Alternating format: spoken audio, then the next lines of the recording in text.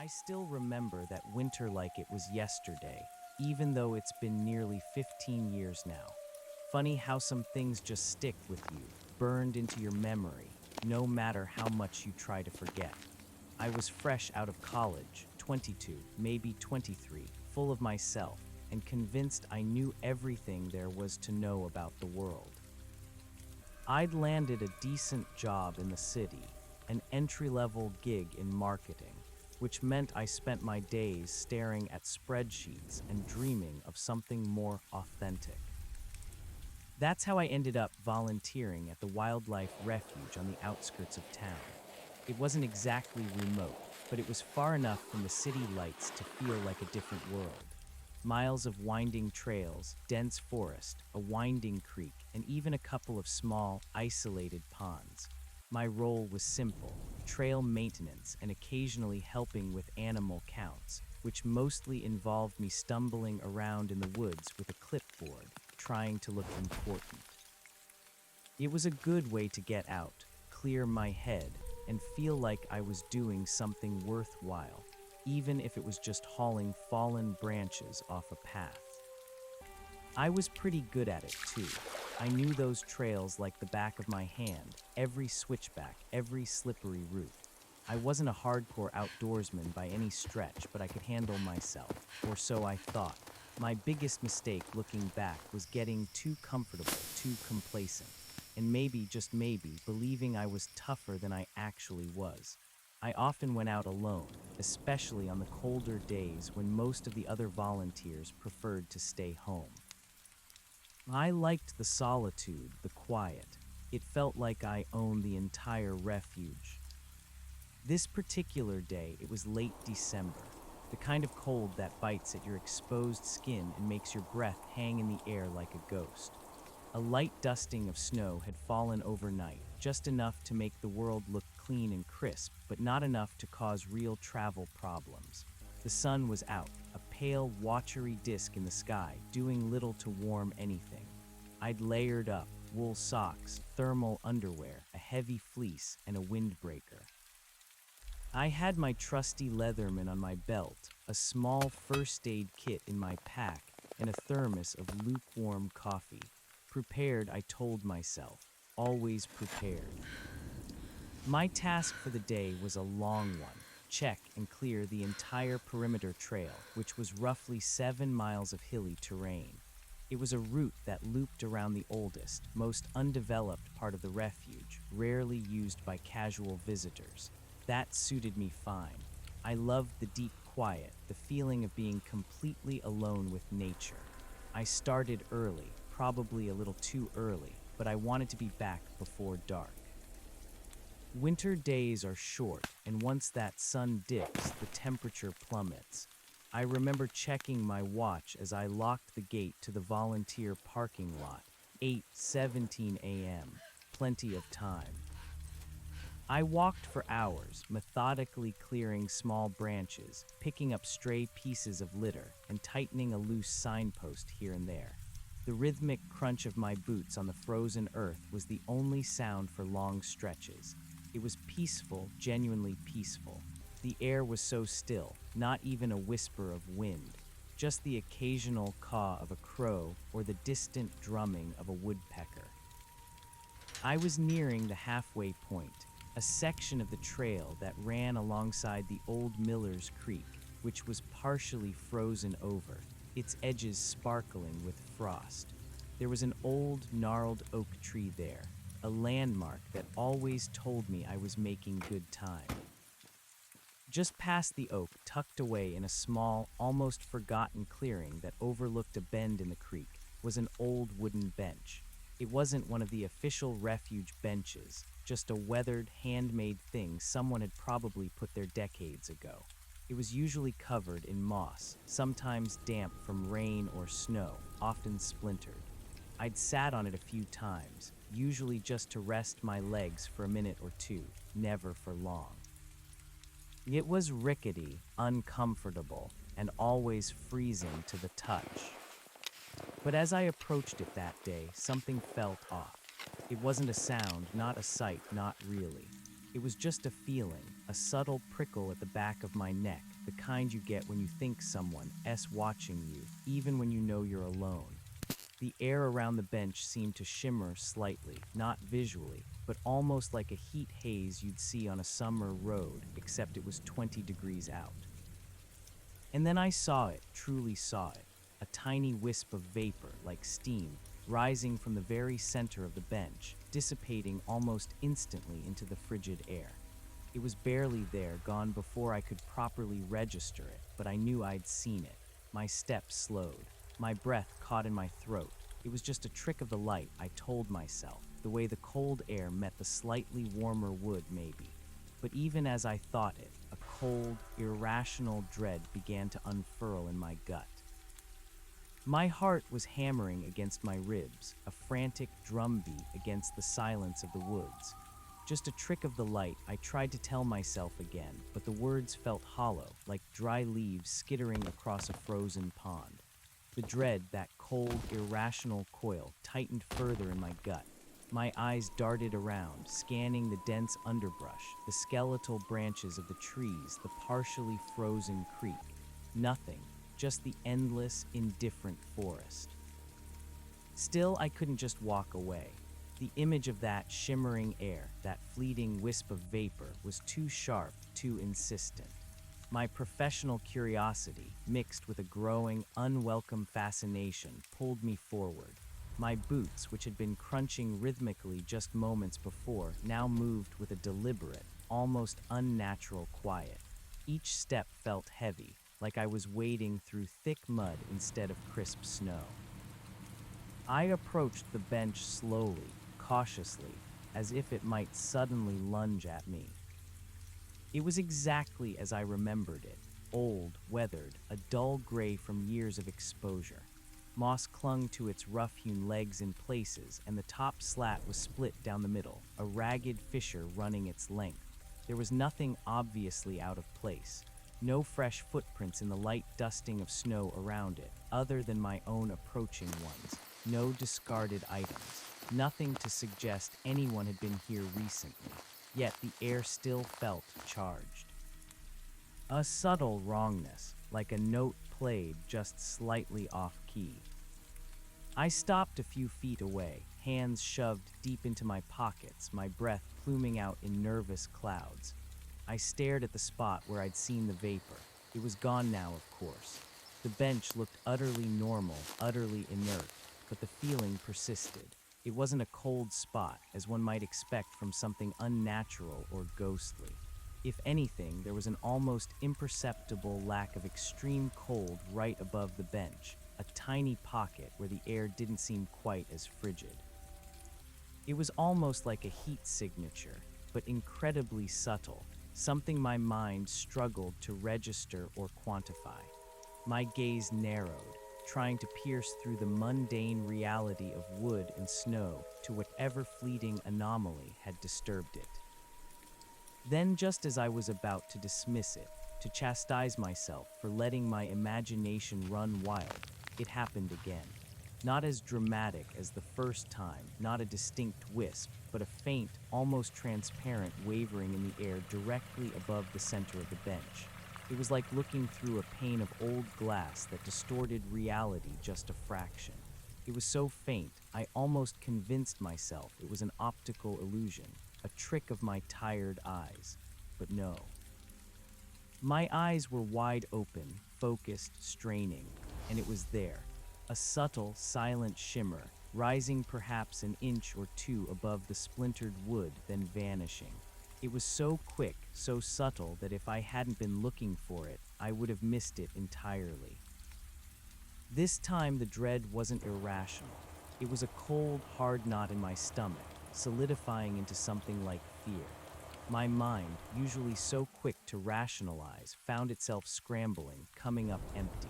Thermodynamics, air currents, my own body heat interacting with the cold wood. I tried to conjure scientific explanations, but none fit. Not for a shimmer that seemed to emanate from the bench itself, not in 20-degree weather. Taking a deep breath, I forced myself to take another step closer, then another. I reached out a gloved hand hesitantly. I didn't want to touch it. Every instinct screamed at me to back away, to turn around and continue my trail check, to forget I'd ever seen anything. But another, stronger impulse, a primal drive to understand, propelled me forward. My fingertips, encased in thick wool, brushed against the rough surface of the bench. It was cold, not freezing cold, not the biting chill of exposed metal in winter, but just cold.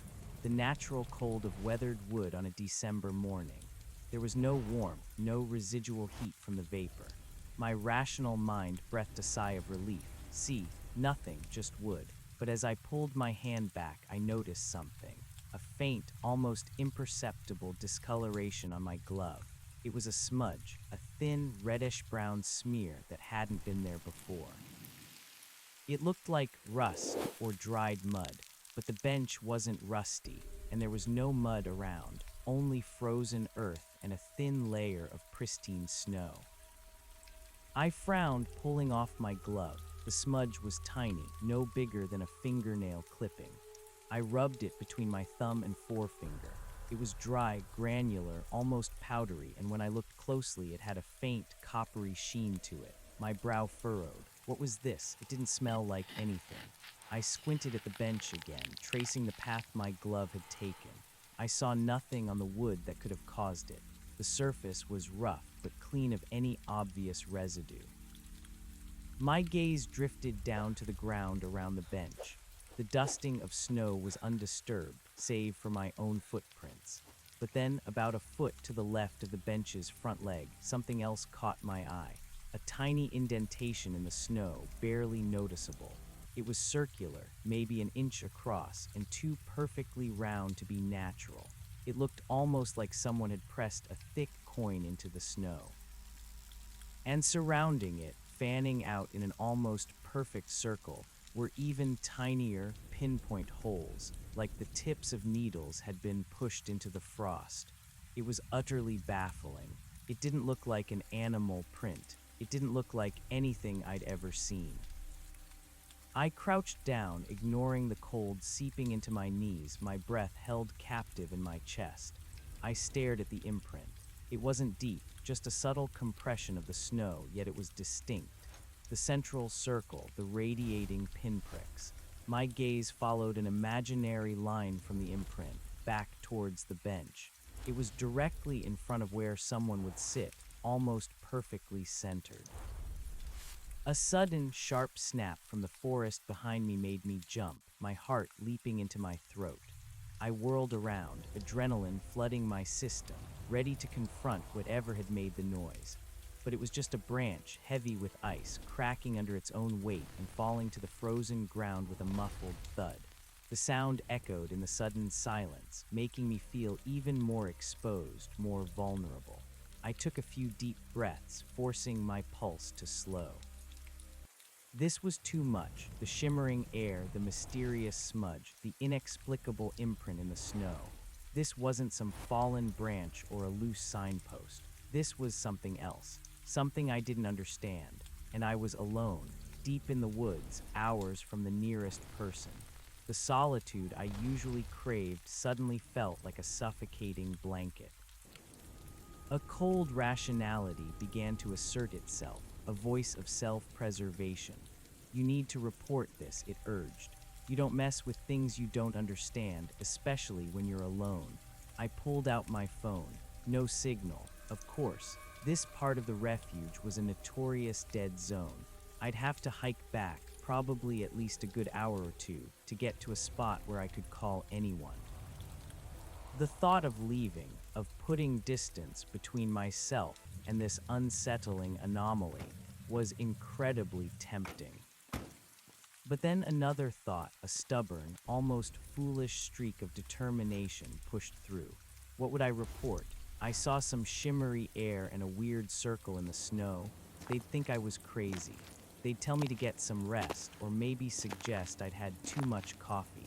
I needed more evidence, something concrete. I stood up slowly, my gaze sweeping the area once more. The sun, pale and weak, was already starting its descent, casting long, distorted shadows through the trees. The air was growing colder, the quality of the light shifting from crisp to dull. I knew I shouldn't linger. Every minute I stayed here, the closer I was to being caught in the dark. My eyes fell on the creek, Miller's Creek. It wound its way through this part of the refuge, partially frozen over. Its surface was a mosaic of ice and dark, flowing water. I remembered the path running right alongside it here. If someone had been here, had seen something, maybe they'd left a trace. Hesitantly, I walked towards the creek bank, my eyes scanning the ground. The vegetation was sparse here, mostly frozen grasses and leafless bushes. The snow was thin, patchy. Nothing. No footprints leading to or from the bench, not that I could discern. No discarded items. Nothing out of the ordinary, apart from the extraordinary things I'd just witnessed. But as I peered closer at the bank, just where the icy edge met the slightly warmer ground, I saw it. Tucked beneath an overhang of frosted earth, almost completely hidden from casual view, was a small, dark object. It looked like a piece of polished stone, dark, almost obsidian-like, but with a strange, dull gleam even in the fading light. It was no bigger than my thumb. My heart gave another nervous flutter. I reached down, digging it out from the frozen earth. It was smooth, surprisingly heavy for its size, and it wasn't a stone. It was metal, cold, smooth metal. As I turned it over in my palm, a faint, etched symbol became visible on its surface. It was intricate, geometric, composed of intersecting lines and circles, utterly unfamiliar. It looked ancient, yet perfectly preserved, as if it had been forged yesterday. The coppery tinge of the smudge on my glove flashed through my mind. This object also had a faint, almost unnoticeable reddish-brown tint in some of its recessed lines. My breath hitched. This wasn't natural. This wasn't something someone had dropped. It looked like nothing I had ever encountered, certainly not in a wildlife refuge. It hummed with a strange, almost imperceptible energy, or perhaps that was just my imagination running wild. I tucked it carefully into a zippered pocket of my pack, feeling a mixture of terror and exhilaration. This was it, concrete evidence. Now I had something. I didn't waste another second. The sun was dipping perceptibly low on the horizon, painting the western sky with fleeting streaks of orange and purple. The cold was deepening, biting through my layers. I turned away from the bench, from the inexplicable imprint in the snow, from the strange shimmer in the air, and began to retrace my steps. Forget the rest of the perimeter trail. Forget my initial plan. I had to get out of here. I had to get somewhere with a signal. I had to tell someone. My pace was frantic, almost a jog. The peaceful quiet of the woods was gone, replaced by the thumping of my own boots, the ragged rhythm of my breathing, and the frantic pounding of my heart. Every shadow seemed to lengthen, to twist into menacing shapes. Every rustle of leaves, every distant bird call was amplified, interpreted as a threat. The rational part of my brain, however, was already working overtime, trying to construct a narrative for what I'd found. Who would I tell? What would I say? I knew the refuge manager, a grizzled old-timer named Frank.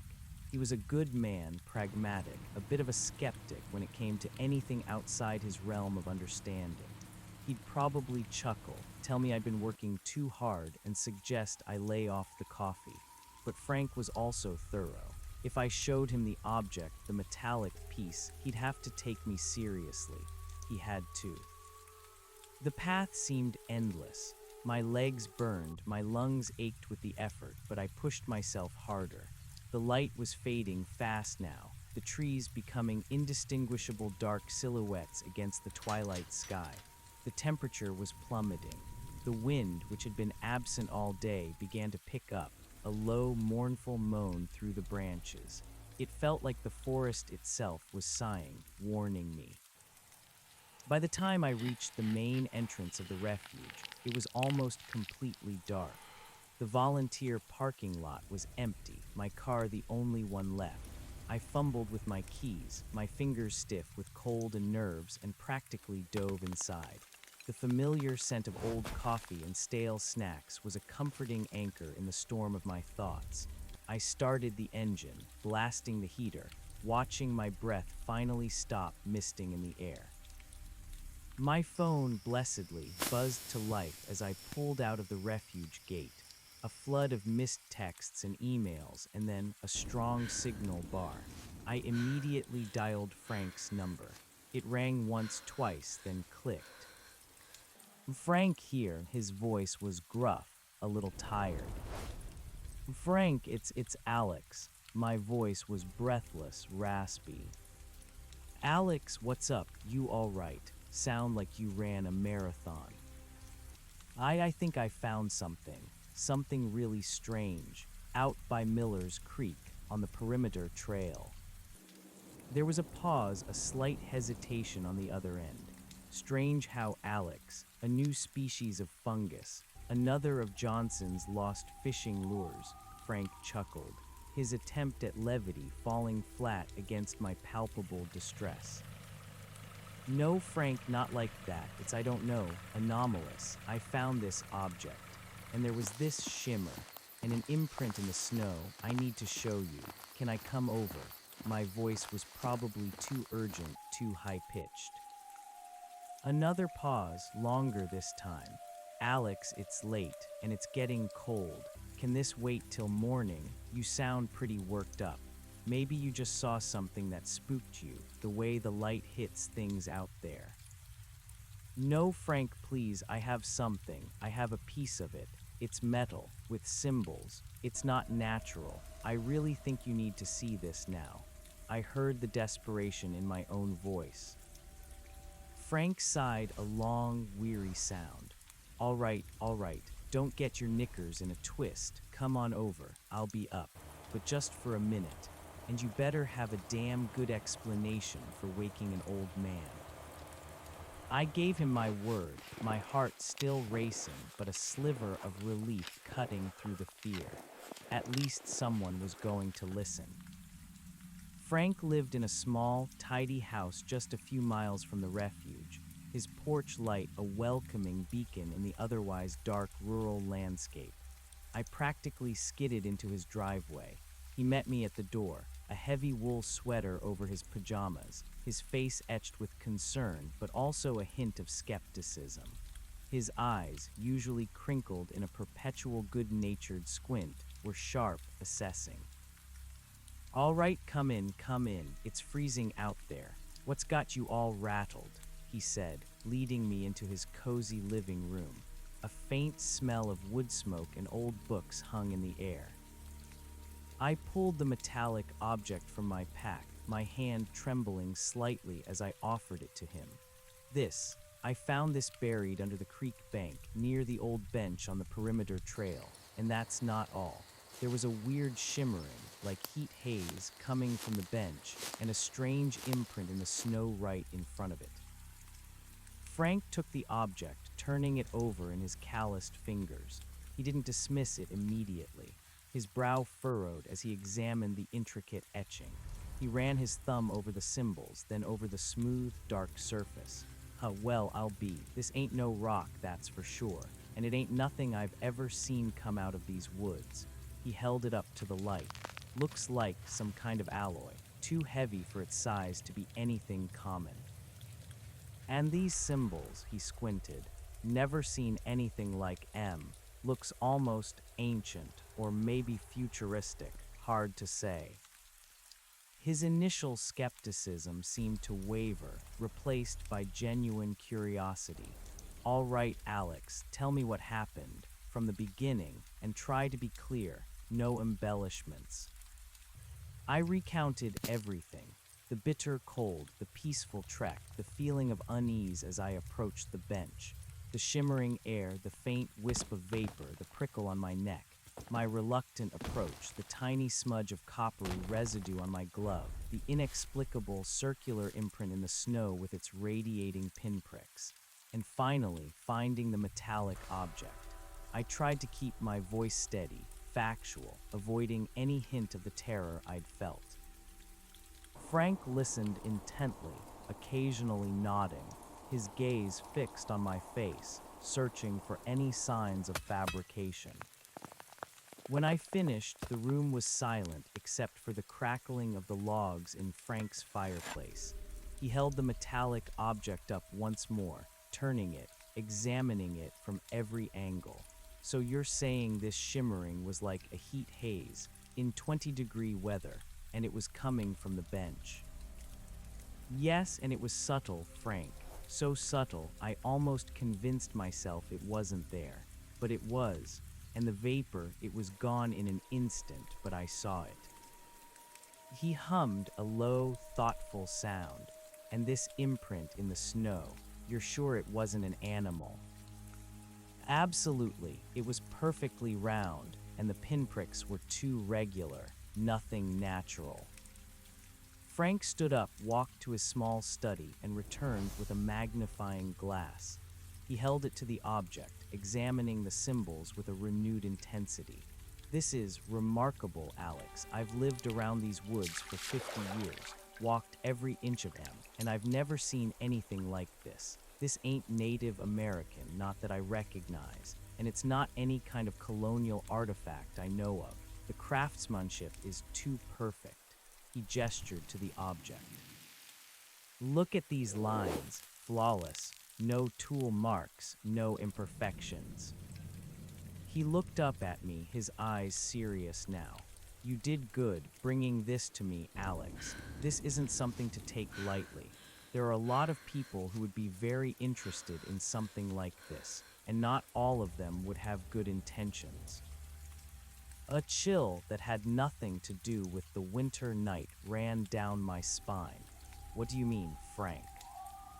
I mean, this is valuable, more than just money. This is history, or something else entirely. We need to be careful. We need to figure out what this is and if there's more out there, but we do it discreetly. He lowered his voice, leaning in slightly. For now, this stays between you and me, you understand? I nodded, feeling the weight of his words. What do we do? First, we go back out there tomorrow early. You show me exactly where you found it. We look for more. We document everything, take pictures, but we don't touch anything else if there is anything. We just observe. He held up the metallic object.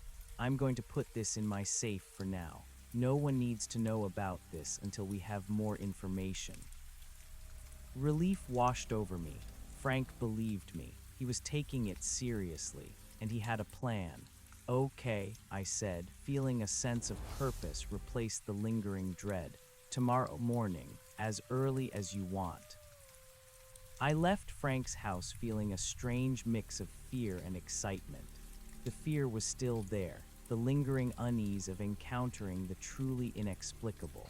But the excitement was growing, a thrill of discovery, the intoxicating lure of the unknown. My life, which had felt so mundane and predictable just hours ago, had suddenly taken a sharp, unexpected turn. Sleep that night was fitful. My mind replayed the events at the bench over and over again.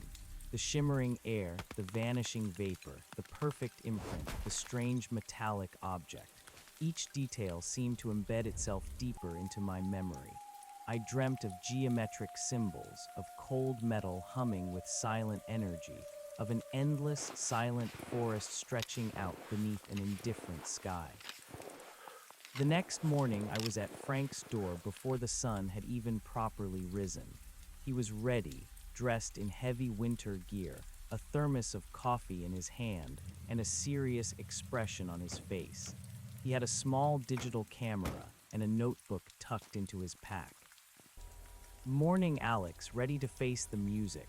he asked, a faint, almost sardonic grin on his lips. "As I'll ever be," I replied, trying to match his stoicism. The drive to the refuge was silent, punctuated only by the crunch of our tires on the frozen gravel. The air was even colder than the day before, biting at our exposed skin, but there was a crispness to it, a promise of a clear, bright day. The pale winter sun was just peeking over the horizon, painting the eastern sky in soft pastels.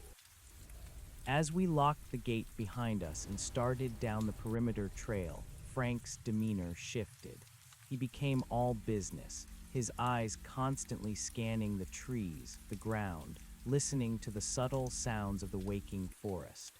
He was a creature of these woods, and his presence, his quiet competence, was reassuring.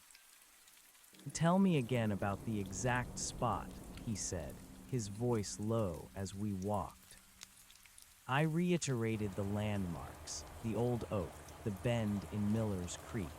It's just past the oak, tucked into a small clearing overlooking the creek. We walked for nearly 2 hours, the rhythmic crunch of our boots on the frozen earth the only sound. The peaceful solitude I usually enjoyed felt different today. It was still beautiful, still quiet, but now it was also imbued with a latent sense of mystery, a subtle undercurrent of something hidden. As we neared the halfway point, a familiar prickle started at the back of my neck. It wasn't as intense as yesterday, but it was there, a subtle tightening of my nerves. "We're getting close," I murmured, my voice barely above a whisper. Frank nodded, his eyes narrowed, scanning ahead. "I feel it, not a draft, something else." And then there it was, the gnarled old oak, its bare branches reaching like skeletal fingers towards the pale sky. Just beyond it, the clearing, and in the center of the clearing, the weathered, handmade bench. It looked utterly unremarkable, utterly mundane, but I knew better, and now so did Frank. We approached cautiously, our steps slow and deliberate. The light dusting of snow from yesterday had been undisturbed by wind, preserved like a fragile sheet of glass. The scene looked exactly as I had left it. "There," I whispered, pointing, "the bench, and right there in the snow." Frank crouched down, examining the imprint. His eyes widened slightly. "Well, I'll be," he murmured, his voice laced with awe. "You weren't exaggerating, Alex. This is precise and not natural, not an animal, not a boot print, nothing I've ever seen." He pulled out his camera and took several close-up photos from different angles. He then took out his notebook and made detailed sketches, complete with measurements. He spent several minutes examining the ground around the bench, the thin layer of snow, the frozen earth beneath. His gaze was methodical, searching every inch. No other tracks, nothing leading to or from here, apart from your own yesterday and our fresh ones today. Then he stood, turning his attention to the bench itself. He didn't touch it, just observed. He leaned in, his nose almost touching the splintered wood, sniffing. "Anything?" I asked, my voice low. "Faint, very faint, something metallic, or maybe I'm imagining it now that I know what you found." He paused. "And there's that same quality to the air you mentioned. It's subtle, but it's there. Like the air is vibrating, higher frequency than usual, almost imperceptible." He pulled a small, sensitive thermometer from his pack. He held it carefully, slowly moving it over the surface of the bench, then a few inches above it. The needle, usually steady in the cold air, quivered slightly as it passed over the center of the bench. "See that?" he pointed. "Fluctuates a fraction of a degree. It's barely anything, but it's not normal. It's like something causing a micro-oscillation in the temperature right here." My stomach tightened. My irrational fear from yesterday was replaced by a more grounded, yet equally unsettling, confirmation of the anomaly. "And the vapor," Frank said, his eyes scanning the space above the bench. "Did you see it again today?" "No," I admitted, "not yet. Yesterday it was subtle, almost a trick of the eye. I really had to be looking for it." We stood there for a long time, observing, waiting. The sun climbed higher, casting longer, sharper shadows, but the cold remained biting. The quiet of the woods pressed in on us, heavy and profound. After about 20 minutes, Frank sighed. All right, Alex, I think we've seen what we're going to see here for now. No more objects, no more obvious phenomena, but this is enough, more than enough. He turned to me, his expression grave. This changes things. This is not just a weird find. This is an event. This suggests something was here, and whatever it was, it left a mark. He patted his camera. We have documentation. We have the object. Now we need to decide what the next step is. What about the authorities? I asked. The police, or I don't know, some scientific body.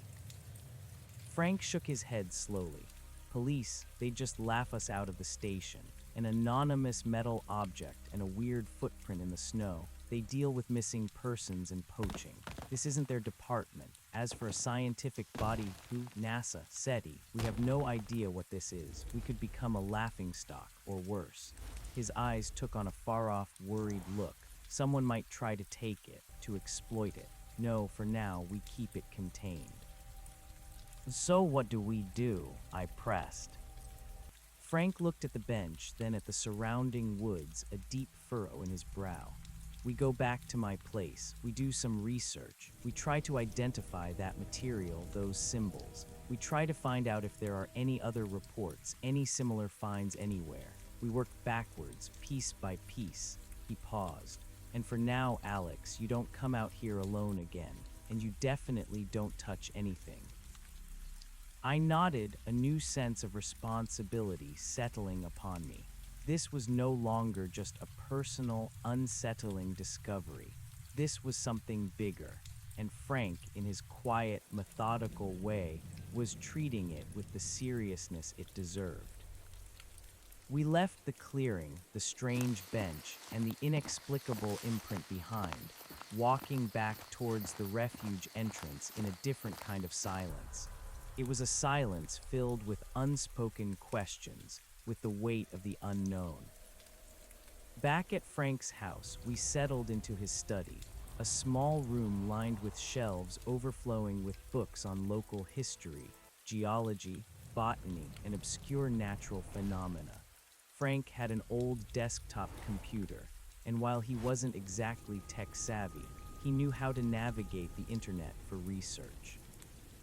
He carefully retrieved the metallic object from his safe. He handled it with a reverence I hadn't noticed before.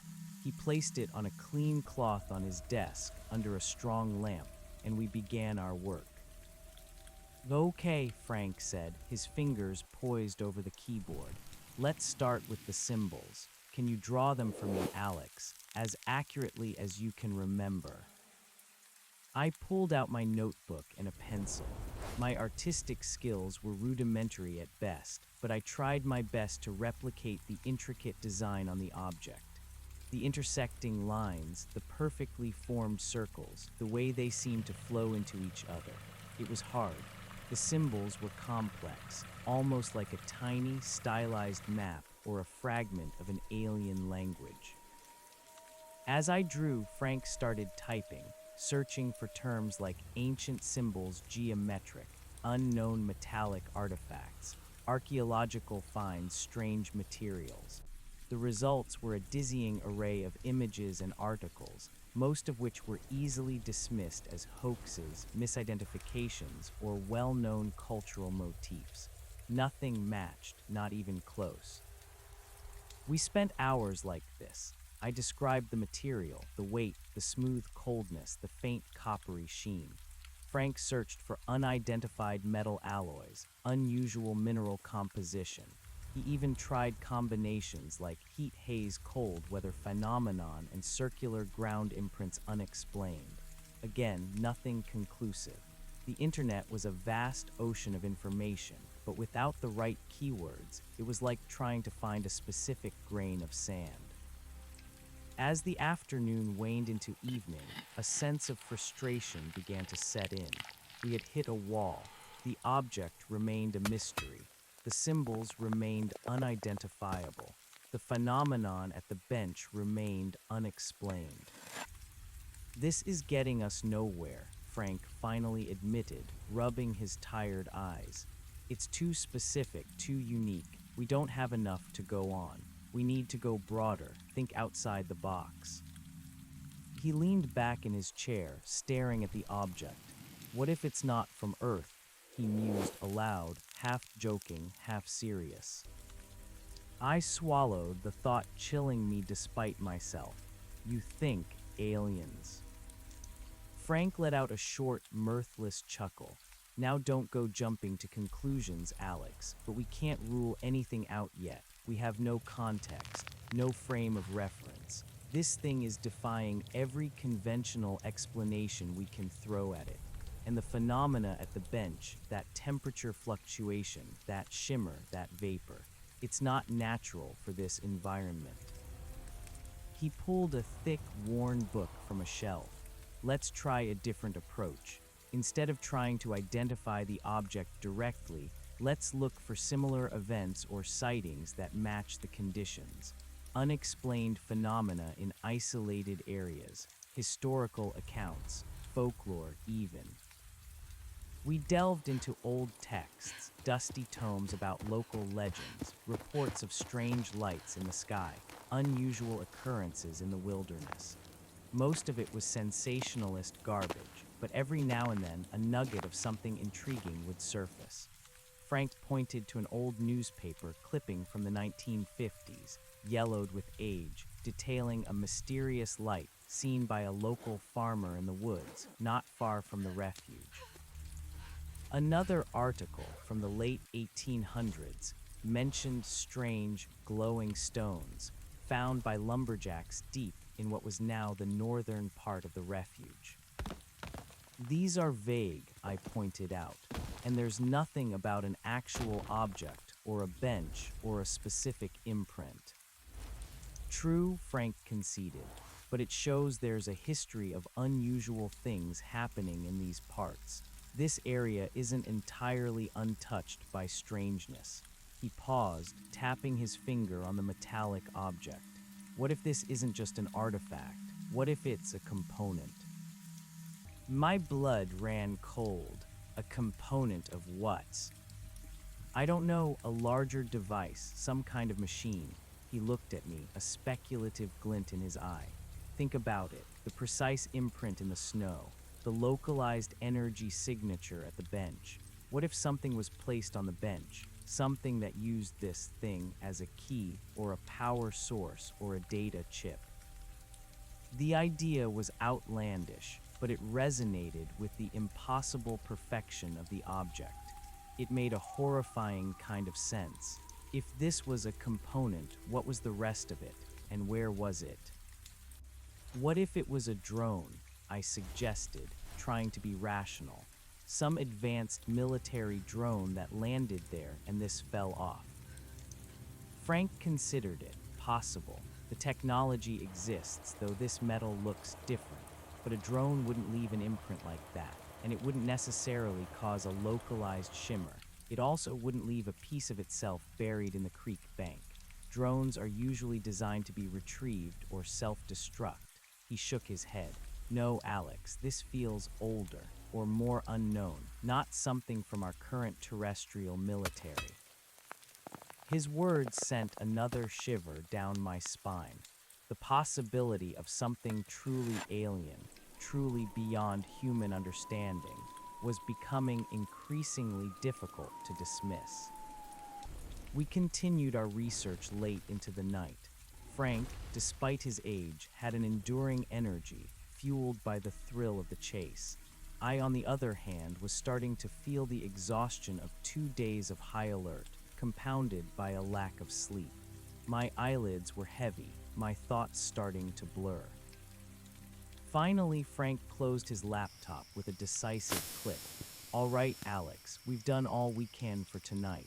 We've established that this object is unique, and the phenomena you observed are inconsistent with natural explanations. We've found nothing in any records, official or anecdotal, that perfectly matches your discovery. He placed the metallic piece back into his safe. For now, the mystery remains, but we have a starting point. He looked at me, his eyes serious. Tomorrow, you're not going back to the refuge. Not alone anyway. I want you to go home, rest, try to process all this. And think. Think about every single detail you observed. Every sound, every smell, every tiny anomaly. Sometimes the smallest. Sometimes the smallest detail is the key. Frank's words echoed in my mind as I drove home through the silent, early morning streets. My car was warm, but a deep chill had settled into my bones, a cold that no heater could banish. It wasn't just the winter air, it was the icy touch of the unknown, the sudden, jarring realization that the world held far more mysteries than I had ever dared to imagine. I pulled into my apartment complex, the stark concrete and familiar brick feeling utterly alien after the ancient quiet of the woods. My small apartment, usually a sanctuary of predictability, now seemed claustrophobic, too bright, too mundane. I showered, trying to wash away the lingering chill and the phantom scent of frozen earth and pine, but the images from the clearing stubbornly clung to me. The shimmering air, the perfect, impossible imprint, the weight of the metallic object in my hand, they replayed in an endless loop. Frank had told me to rest, but sleep was a distant dream. My mind buzzed with 1,000 questions. What was that object? What did those symbols mean? Why that bench in that specific, isolated spot? Was it a landing site, a charging station, a portal? My thoughts veered wildly from scientific conjecture to outright fantasy, each more unsettling than the last. I tried to mentally reconstruct every second of my time near the bench, searching for that elusive, smallest detail. Had there been any faint hum, any subtle change in air pressure, a faint scent other than the metallic one Frank mentioned? Nothing else surfaced, only the profound silence and the biting cold. The next few days were a blur of restless nights and anxious days. I called in sick to my marketing job, claiming a bad flu. The spreadsheets and sales figures felt utterly irrelevant now. My world had shrunk to the boundaries of that small clearing, to the enigma of the bench and the object Frank held in his safe.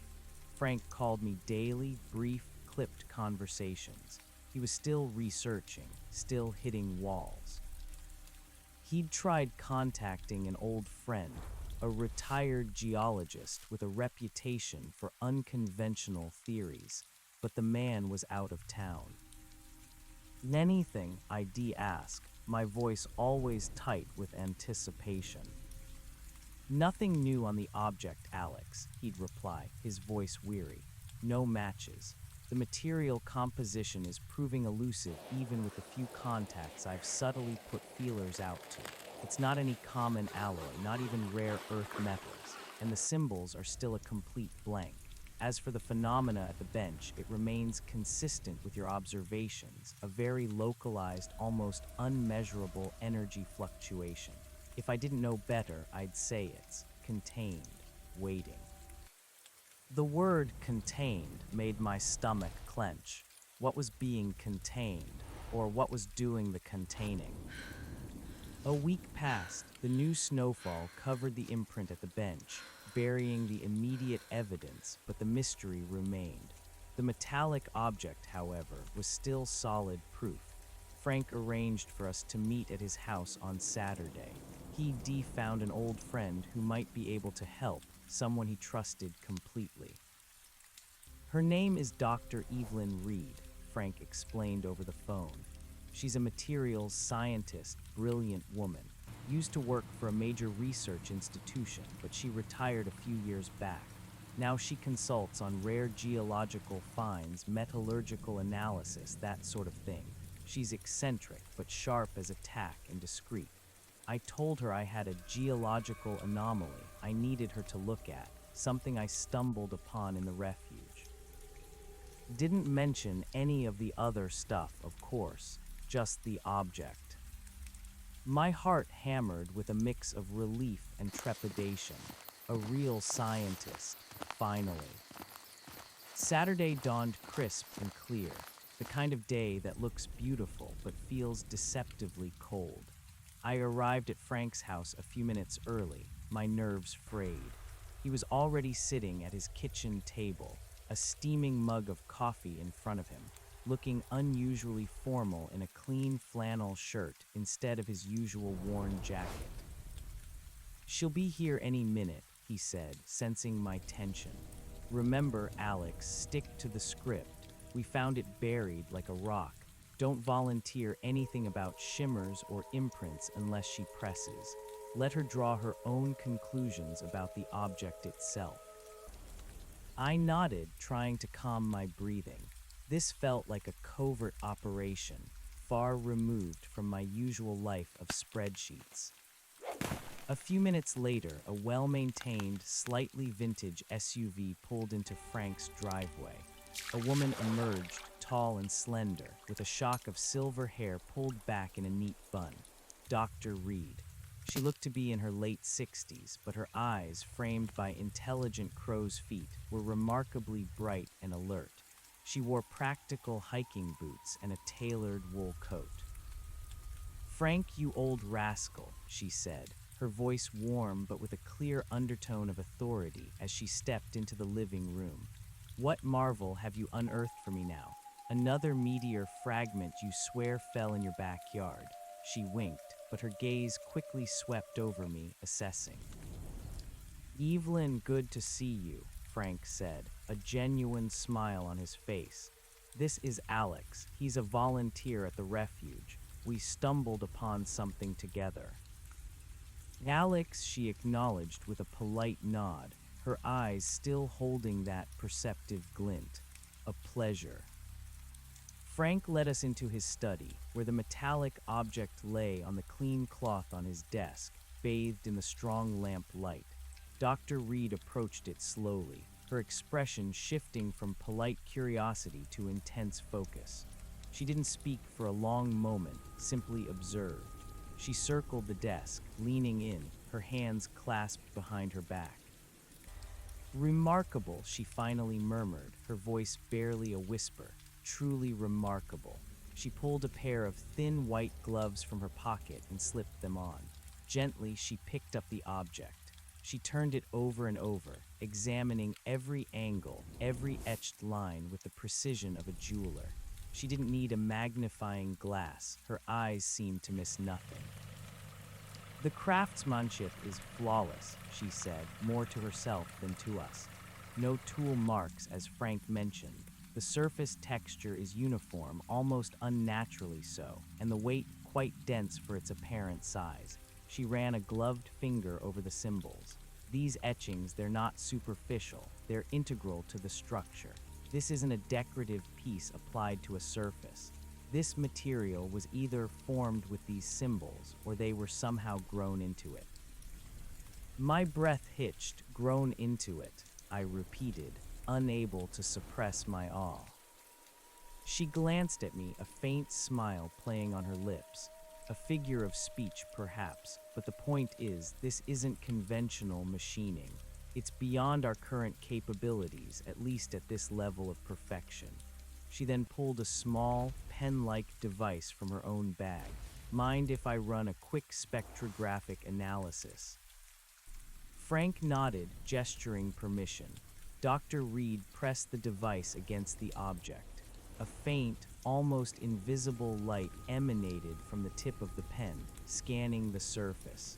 She watched the small screen on the device with rapt attention, her brow furrowed.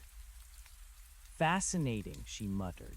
"The primary component, it's largely an isotope of osmium, but with unusual structural modifications. And there are traces of elements I don't immediately recognize. Isotopic ratios are highly anomalous, and the crystalline structure, it's a perfectly ordered lattice, almost like a monocrystal, yet with incredible tensile strength and resilience. This isn't found in nature, Frank, not on Earth anyway." My eyes met Frank's, wide with a shared, unspoken understanding. Not on Earth. "So it's extraterrestrial," I blurted out, unable to hold back. Dr. Reed looked up, her expression unreadable. Let's not jump to conclusions about little green men, Alex, but scientifically speaking, its composition and structure are inconsistent with any known terrestrial origin. It's certainly not a meteorite, for example. The purity, the engineered quality, it's artificial, and it's not ours. She placed the object back down carefully, and these symbols, she traced them again, they appear to be non-random, not decorative. There's a mathematical elegance to them, a complexity that suggests function rather than mere aesthetics. They could be a form of language or a schematic or even a data storage system. A data storage system? Frank asked, intrigued. Potentially, imagine compressing vast amounts of information into a subatomic lattice. Theoretical, of course, but the potential is there with materials this advanced. She paused, looking at us both intently. All right, Frank, this is beyond a mere geological anomaly. Where precisely did you find this? Frank glanced at me, a silent cue. I took a deep breath. It was buried under the bank of Miller's Creek, Dr. Reed, tucked away under an overhang, almost completely hidden.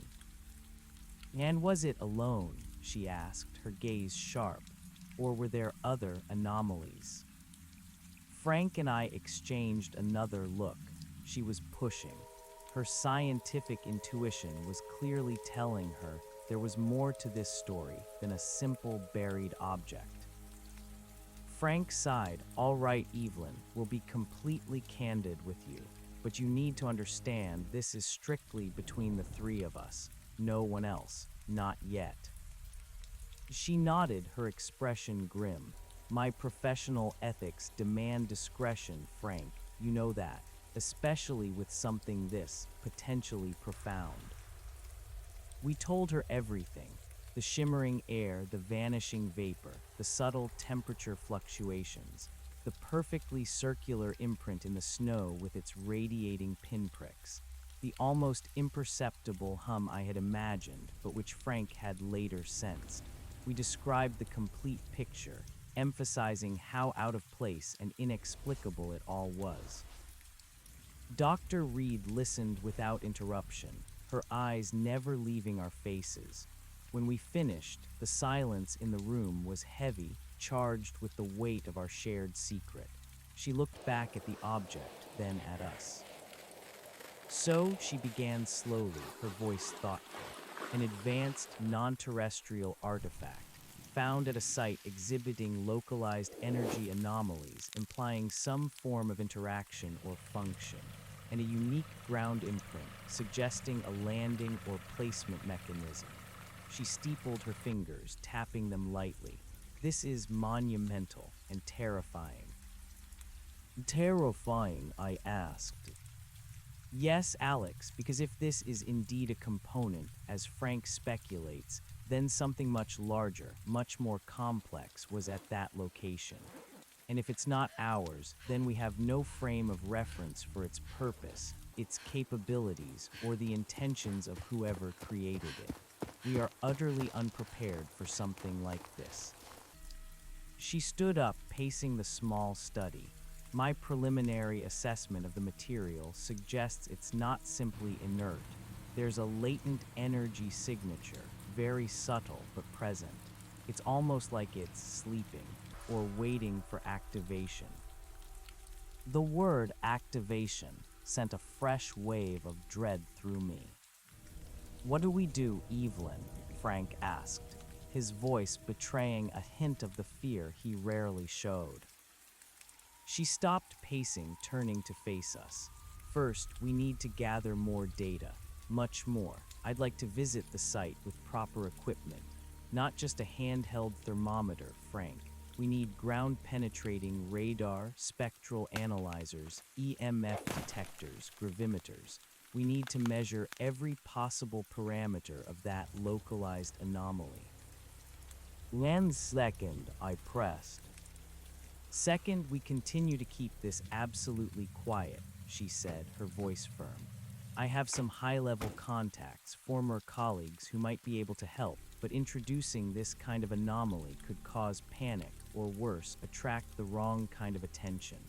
Governments, corporations, everyone would want a piece of this, and we have no idea what it is or what it could do. She paused, her gaze serious. My intuition tells me that whatever was there, it left this object behind deliberately. It wasn't an accident. Deliberately, Frank repeated, a frown on his face. To be found. Or as a marker, Dr. Reed said, her eyes distant, lost in thought. Or a message, or perhaps even a test. We simply don't know. The implications are vast. But before we theorize further, we need more hard data. We agreed Dr. Reed would return in a few days with her equipment. We would meet at the refuge entrance before dawn, ensuring absolute discretion. The weight of our secret grew heavier, but the prospect of professional, scientific investigation was also a balm to my frayed nerves. This was no longer just me, alone in the woods. This was a team. The following Tuesday, long before the sun even hinted at rising, I met Frank and Dr. Reed at the refuge entrance. Dr. Reed's SUV was now packed with specialized equipment, cases, tripods, a small drone, all discreetly stored. The air was frigid, the ground covered in a fresh, light dusting of snow that had fallen overnight. The trek to the clearing felt different this time. The woods, normally so comforting in their solitude, now seemed to hold their breath, waiting. Dr. Reed moved with a quiet efficiency, her experienced eyes scanning the environment, taking in every detail. She instructed us on how to proceed, which paths to take to minimize our footprint, where to set up the equipment. As we neared the old oak, I felt it again, that subtle prickle, the almost imperceptible shift in the air. I glanced at Frank, who nodded, his expression grim. Dr. Reed, however, showed no visible reaction, her focus absolute. We reached the clearing. The bench was still there, now dusted with fresh snow, looking as ancient and innocuous as ever. But I knew better. "All right," Dr. Reed said, her voice low and methodical. "Frank, Alex, you two stay back. Observe. I'll start with the initial scans." She moved with practiced grace, setting up tripods, deploying a small, handheld ground-penetrating radar unit, and an array of sensors around the bench. She worked meticulously, taking measurements, recording data into a rugged tablet. Her drone, a small, silent quadcopter, rose into the air, hovering above the clearing, capturing thermal and spectral imagery. I watched, mesmerized by her competence. She was a professional, unburdened by the wild speculation that had consumed me. Her focus was purely on data, on quantifiable facts. After an hour of intense work, she began to download the initial data into her tablet. Frank and I stood nearby, shivering partly from the cold and partly from anticipation. "Well," Frank finally ventured, unable to contain himself. Dr. Reed removed her gloves, rubbing her hands together. Her face was thoughtful, but a glint of excitement shone in her eyes. "The localized temperature anomaly is still present, Frank, Alex. A consistent micro-oscillation of about 0.05 degrees Celsius, extending about a foot above the bench. Imperceptible to normal senses, but definitely there. The EMF readings are fluctuating wildly in that specific area, suggesting a highly concentrated, yet contained, energy field. Not electrical, not magnetic in any conventional sense. It's exotic." She pointed to her tablet. The ground-penetrating radar shows nothing significant buried directly beneath the bench. The earth underneath is undisturbed. However, about 5 feet down, roughly centered beneath the area where the circular imprint was, there's a distinct anomaly. A perfectly spherical void, approximately 3 feet in diameter. It's not empty space. The radar indicates a material density consistent with nothing I've ever seen. It's reflecting signals in a way that suggests a non-standard atomic structure, almost like a perfect vacuum, yet with internal coherence. My jaw dropped, a spherical void, underground. Yes, Alex, it's completely artificial, completely symmetrical. And whatever it's made of, it's designed to be undetectable, or at least incredibly subtle. It's absorbing some of our energy pulses rather than reflecting them. And the most interesting part, she tapped the screen, zooming in on a specific reading. The energy readings at the surface, the micro-oscillations, they appear to be originating from this buried sphere.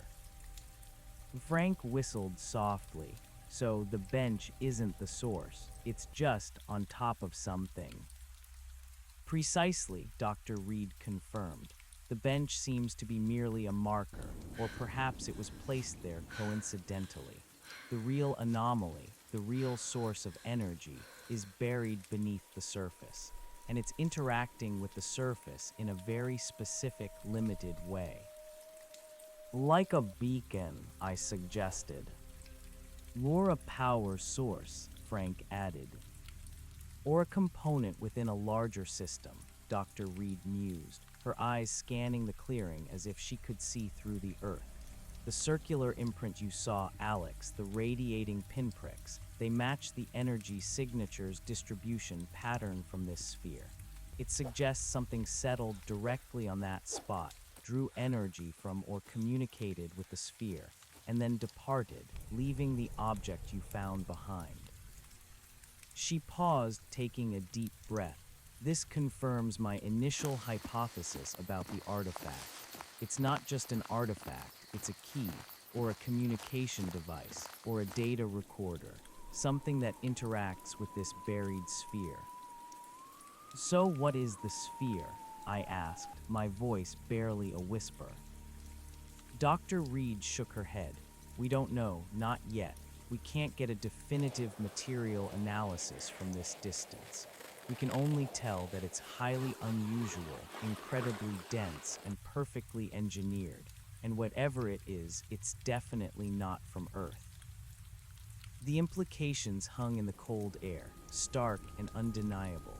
We had discovered not just an object, but a hidden, buried technology. A non-terrestrial device lying dormant beneath a humble wooden bench in a quiet wildlife refuge. What next? Frank asked, his voice low and serious. Dr. Reed's gaze was fixed on the ground beneath the bench. We need to excavate, she said, her voice firm, resolute, carefully, precisely. We need to get a sample of that material, or better yet, retrieve the entire sphere. But this is highly sensitive. We cannot risk exposure. This is not a job for a backhoe and a construction crew. No, Frank agreed, running a hand over his grizzled beard. That sphere has probably been there for decades, maybe centuries. It might be delicate, and if it's an energy source, we don't want to disturb it improperly. Exactly, Dr. Reed said. We need a specialized team. A very small, very trusted team, and we need to do it covertly, under the guise of ecological research or conservation work. This will take time, resources, and extreme care, but the potential knowledge, it's worth any risk. I felt a surge of exhilaration mixed with profound apprehension. My mundane life had vanished, replaced by an extraordinary, terrifying secret. I was no longer just a marketing drone dreaming of authenticity. I was part of something real, something truly world-changing. I have a few contacts who specialize in discreet, sensitive archaeological work, Dr. Reed continued, her mind already racing ahead. They're experienced in unusual excavation challenges. I'll make some calls, put out some feelers, but I need you two, Frank, Alex, to ensure the site remains undisturbed. No one goes near that bench. under any circumstances. Frank and I nodded, the weight of our new responsibility settling heavily upon us. We were now guardians of a secret that could redefine humanity's understanding of its place in the universe. Over the next 2 weeks, the planning began in earnest. Dr. Reed's contacts were indeed discreet and professional. She introduced us, via encrypted video calls, to a small team. Dr. Eris Thorne, a lean, intense archaeologist with an expertise in ancient and unconventional sites, and Maya Singh, a brilliant, pragmatic engineer specializing in remote sensing and unconventional material handling. They were both informed of the broad strokes, an anomalous buried object of non-terrestrial origin, but Dr. Reed kept the full details of the material and the key object closely guarded. This will be a staged operation, Dr. Reed explained during one of our calls. We'll get permits for advanced soil remediation and geological survey within the refuge. That will give us cover for bringing in specialized equipment. We'll work only at night under the pretense of avoiding disruption to wildlife and visitors. Frank, you'll be the on-site coordinator, managing access and ensuring security. Alex, you'll be the primary field assistant, helping with equipment and data logging. You both know the terrain better than anyone. I felt a surge of pride and nervousness. I was an integral part of this. Our first task was to prepare the site for excavation.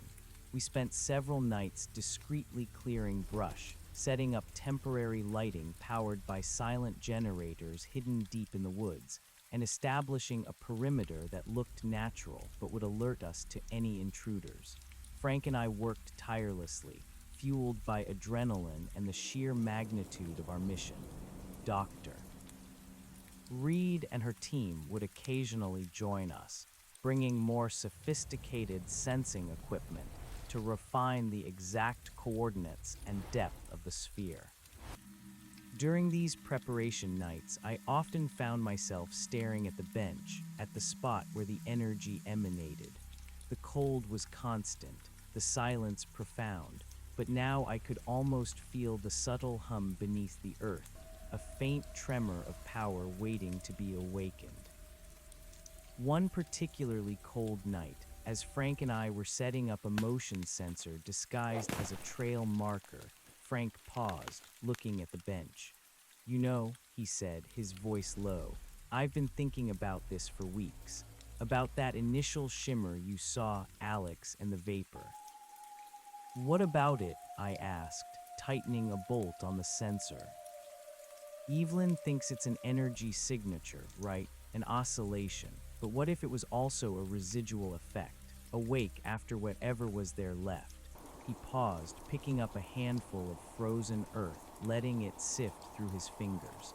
"And what about that metallic piece you found, the key as Evelyn calls it?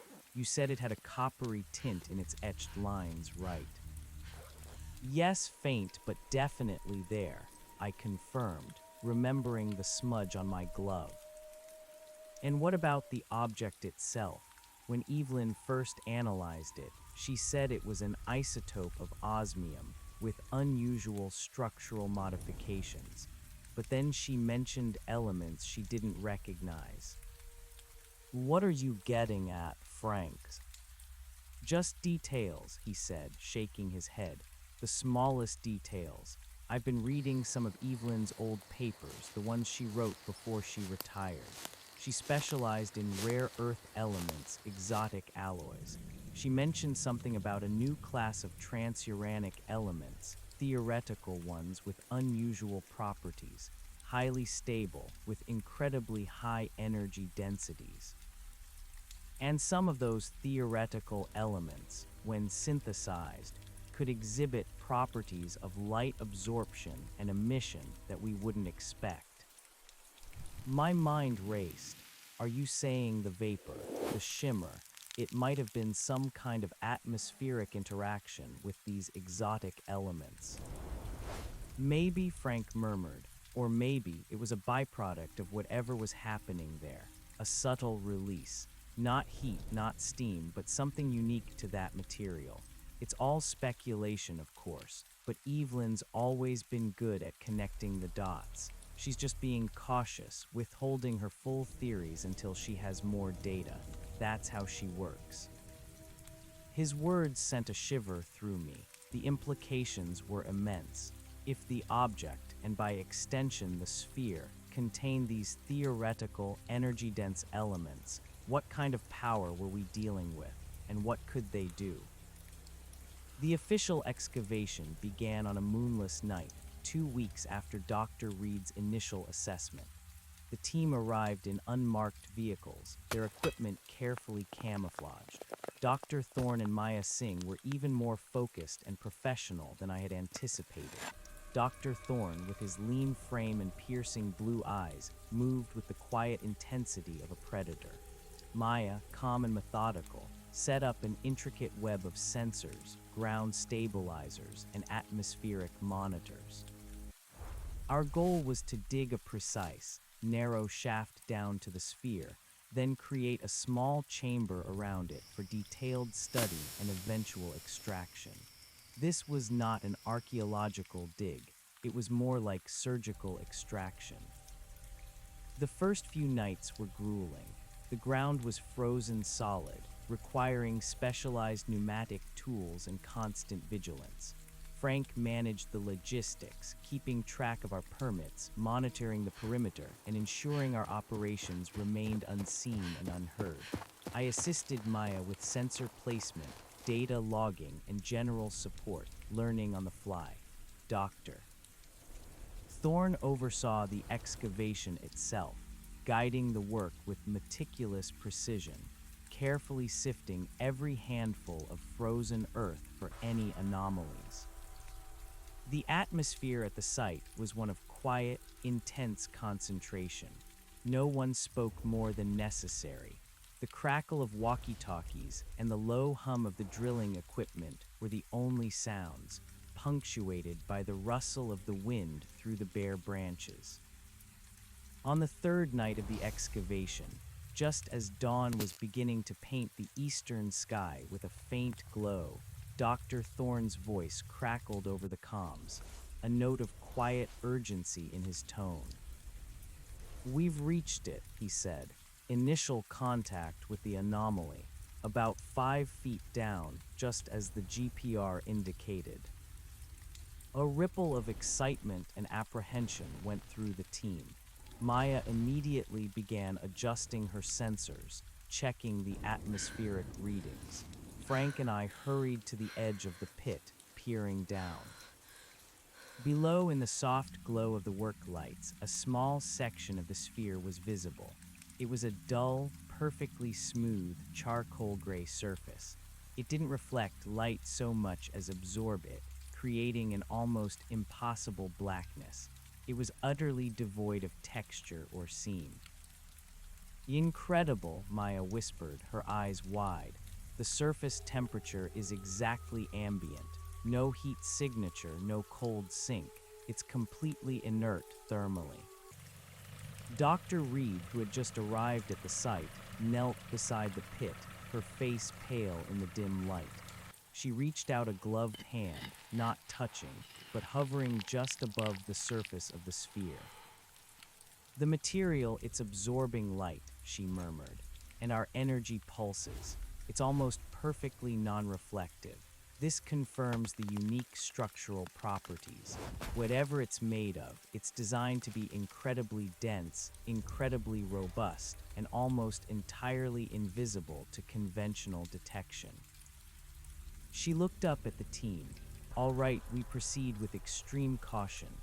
No direct contact with the sphere without my express permission."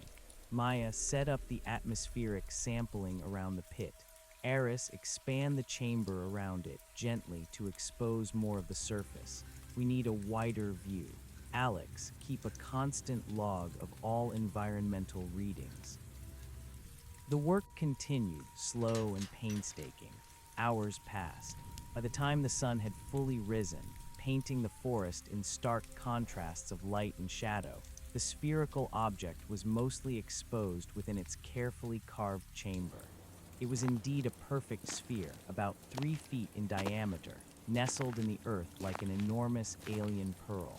Its surface was still that impossibly dark, smooth gray, completely featureless. Dr. Reed, with extreme care, used a specialized, non-contact laser scanner to get a more precise reading of the sphere's surface composition. The results, displayed on her tablet, caused her to gasp. "Frank, Alex," she said, her voice strained, "you need to see this." We crowded around her tablet. The spectral analysis showed a complex array of elements, far beyond anything on the periodic table we knew.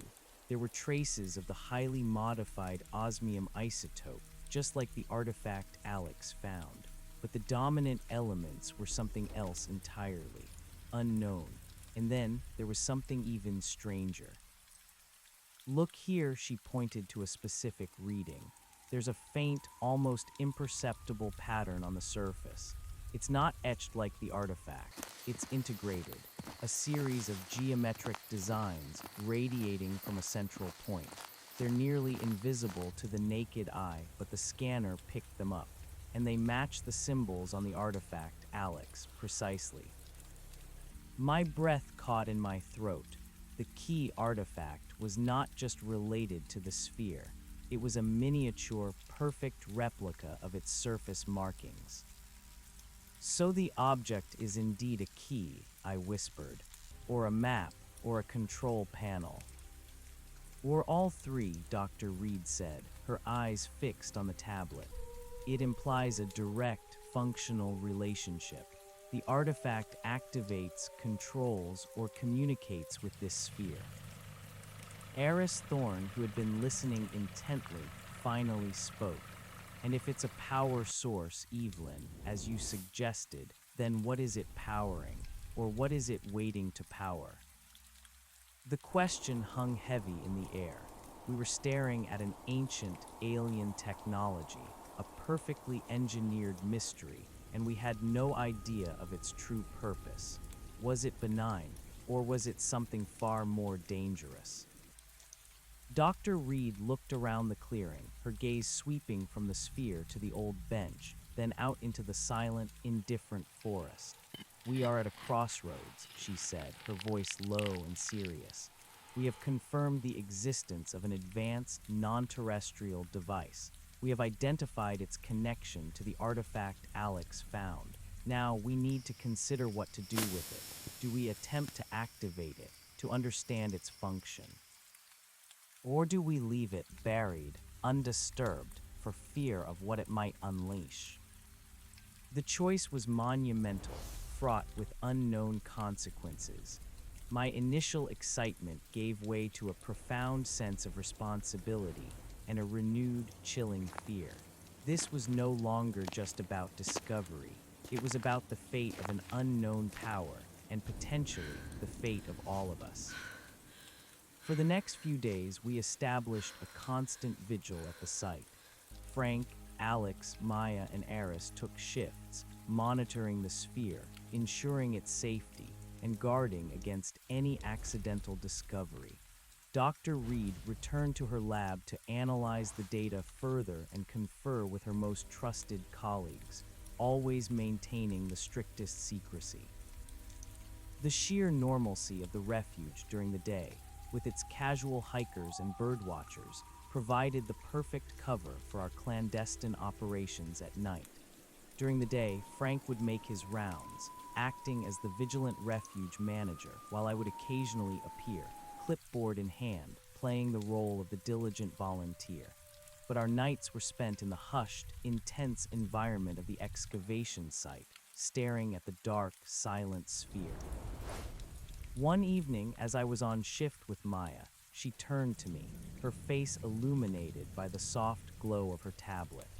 "You know, Alex," she said, her voice thoughtful, "I've been running simulations based on the sphere's unique material composition and the energy fluctuations we detected. If what Dr. Reed suspects about the transuranic elements is true, and if these geometric patterns are indeed functional, then this sphere isn't just a power source. It could be an incredibly stable, highly efficient energy generator, or more unsettlingly, a localized temporal or spatial displacement device. My blood ran cold, temporal as in time travel, or spatial like teleportation. Maya shrugged, a wry smile on her face. Pure speculation, of course, but the energy signatures, the unique material, the complete lack of any conventional energy output, it implies something beyond our current understanding of physics.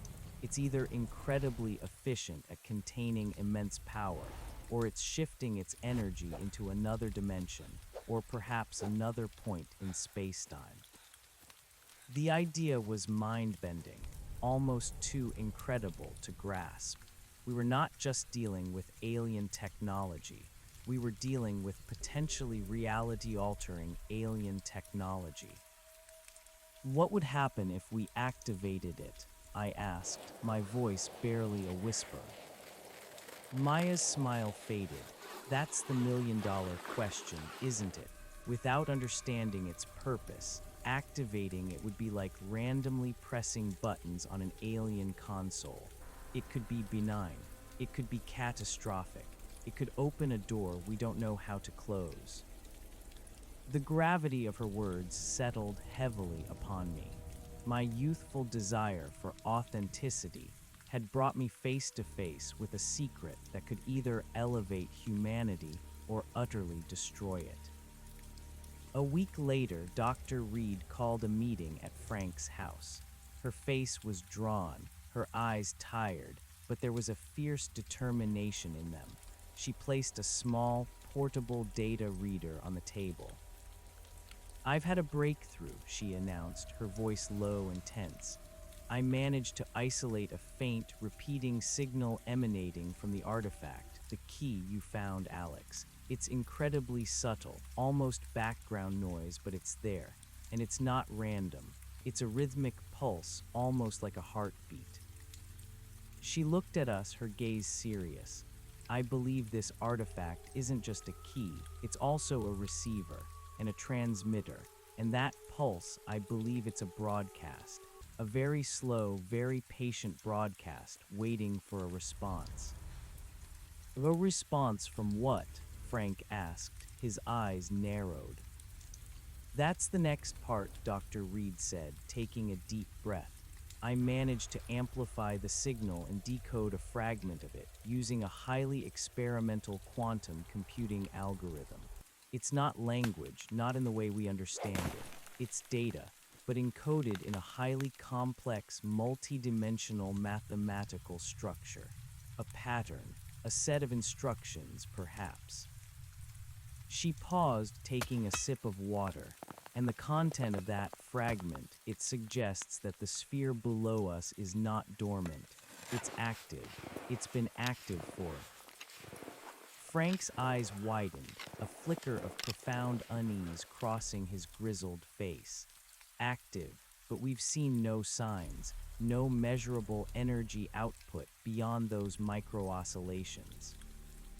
"Precisely," Dr. Reed responded, her voice tight with a suppressed excitement that bordered on fear. "That's what makes this so significant. The data fragment suggests it's not merely dormant. It's operating at a baseline, a state of incredibly efficient containment. It's consuming almost no energy, yet it's maintaining an internal integrity, a readiness. Think of it like a computer in sleep mode, constantly refreshing its memory, but not actually performing tasks." She leaned forward, her gaze intense, sweeping over each of our faces. "The decoded fragment, it's not instructions in a human sense, like press button A to activate. It's more like a mathematical description of a state, a resonant frequency, a specific energy signature, a sequence of vibrational pulses. It's a blueprint almost. And the artifact, this key Alex found, it contains the inverse of that blueprint." It's designed to perfectly match and engage with the sphere's baseline state. Maya, who had been quietly listening, finally spoke, her voice measured. So, the artifact is a control mechanism, a kind of remote. If we send the right sequence, it could potentially wake the sphere up. That's the hypothesis, Dr. Reed confirmed, nodding slowly. And based on the complexity of the encoded data, the potential functions are vast. It could be a communication beacon, a localized environmental modifier, or as Maya speculated earlier, even a temporal or spatial displacement device. The data is too fragmented to be certain, but the energy implications are staggering. If the sphere were to fully wake up, the energy release, even if contained, would be far beyond anything we could measure with our current equipment. It could affect the local environment in ways we can't predict. Yaris Thorne, ever the pragmatist, interjected, and we assumed this wake-up would be benign, that it wouldn't trigger some kind of defensive mechanism or alert whoever put it there. Dr. Reed sighed, running a hand through her silver hair. That, Eris, is the ultimate unknown, but the presence of the artifact, the deliberate way it was left, suggests an intended interaction. It wasn't hidden to be permanently lost. It was placed to be found to be used. She looked directly at Alex. You were the one who found it. You were meant to. The weight of her words settled on me, chilling me to the bone. Me, meant to find it. The idea that my accidental discovery was, in fact, a preordained step in some incomprehensible alien plan was both terrifying and strangely exhilarating. My life, which had once felt so adrift, was suddenly tethered to a purpose far grander and more dangerous than I could ever have imagined. So what do we do? Frank asked, his voice low, reflecting the gravity of the moment. Do we try to activate it? A tense silence fell over the room. The decision was monumental. It wasn't just about scientific curiosity anymore. It was about potentially altering the course of human history or unleashing an unknown force upon an unsuspecting world. Dr. Reed met each of our gazes, her own eyes resolute. We have an opportunity here that may never come again, to understand a technology fundamentally beyond our own, to learn perhaps from another intelligence. To shy away now after all we've discovered would be a dereliction of scientific duty. She paused, then added, her voice softer, but we proceed with extreme caution. We monitor every possible parameter. We establish a fail-safe protocol. And if there is any indication of danger, any uncontrolled escalation, we shut it down immediately. Maya nodded, her expression grim but determined. I can design a remote activation sequence for the artifact, leveraging its internal signal but with an override. And I'll have all our sensors tied into a real-time danger assessment system. If anything goes beyond a preset threshold, the system will cut power to the artifact and initiate a localized dampening field around the sphere, hopefully forcing it back to its baseline state. Eris, after a moment of contemplation, finally gave a slow nod. I'll prepare the immediate excavation site for any potential energy fluctuations or material changes. Reinforce the chamber, prepare for containment. All eyes turned to Frank. As the refuge manager, he was the ultimate authority on site. He ran a hand over his face, his brow furrowed in deep thought. All right, he said, his voice firm, we do it, but we do it under my rules, absolute secrecy. And if anything, and I mean anything, feels wrong, we pull the plug, no heroics. I felt a surge of adrenaline. This was it, the moment of truth. My heart hammered against my ribs, a strange mix of profound fear and an almost unbearable anticipation. The plan was set. We would attempt to activate the sphere in 3 nights, under the cloak of a new moon. when the darkness would be absolute and the risk of detection minimal. The next few days were a whirlwind of meticulous preparation. Maya worked tirelessly, developing the remote activation protocol and integrating all our sensors. She configured a small, specialized drone to carry the artifact and position it precisely above the sphere. This would allow us to maintain a safe distance and activate it remotely. Aris reinforced the excavation pit, lining it with specialized energy-absorbing materials and setting up a series of containment fields just in case. Frank tightened security, implementing new, more sophisticated motion sensors and surveillance around the refuge perimeter, all designed to alert him to any intrusion without revealing our own activities. I helped where I could, logging data, preparing equipment, and trying to absorb every piece of information. The tension at the site was palpable. Every rustle of leaves, every distant hoot of an owl sent a jolt through me. The air itself seemed charged with an unspoken expectation. Finally, the night of activation arrived. It was even colder than usual, a crisp, biting wind sweeping through the bare branches of the trees. The new moon offered no light, leaving the forest cloaked in an inky blackness that our concealed work lights barely penetrated. We gathered around the excavation pit, the exposed sphere gleaming dull and dark in the focused beam of a single spotlight. It looked utterly inert, utterly alien, a silent enigma waiting beneath the earth. Dr. Reed held the artifact in her gloved hand, her expression unreadable. Maya stood at a makeshift control console, her fingers hovering over a tablet, connected to the drone and the array of sensors. Aris was positioned near the pit, ready to deploy emergency containment measures. Frank and I stood a little further back, our roles as observers feeling both essential and agonizingly passive. "All right, team," Dr. Reed said, her voice low and steady. "All systems check. Maya, confirm sensor array and failsafe protocols." "All green, Dr. Reed," Maya replied, her voice calm, despite the slight tremor in her hands. "Environmental monitors, EMF, gravimetric, and spectral analyzers all active. Failsafe override armed and ready. Iris containment integrity." "Containment fields armed, structural integrity confirmed," Aris reported, his eyes fixed on the sphere. Dr. Reed took a deep breath, then nodded at Maya. "Proceed with drone deployment. Position the artifact precisely at the focal point, 6 inches above the sphere's surface." Maya's fingers flew over the tablet. The small drone, almost invisible against the night sky, rose silently from its perch, the artifact cradled securely in its specialized manipulator arm.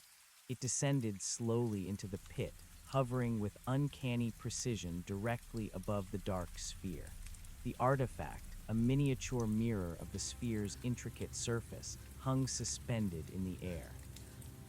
A profound silence descended upon the clearing, broken only by the faint hum of the drone and the rhythmic thumping of my own heart.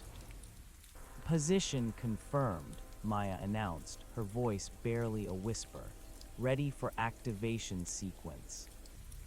Dr. Reed looked at Frank, who gave a slow, deliberate nod. "Do it, Evelyn." "All right, Maya," Dr. Reed said, her voice betraying a hint of the immense tension she felt. "Initiate sequence Delta 7. Slow, progressive power transfer. Monitor all parameters for any deviation." Maya tapped the screen. A faint, almost imperceptible pulse of light emanated from the artifact, like a single, hesitant heartbeat. Nothing happened. The sphere remained dark, inert. "Energy transfer at 5%, Maya reported, her eyes glued to the readings.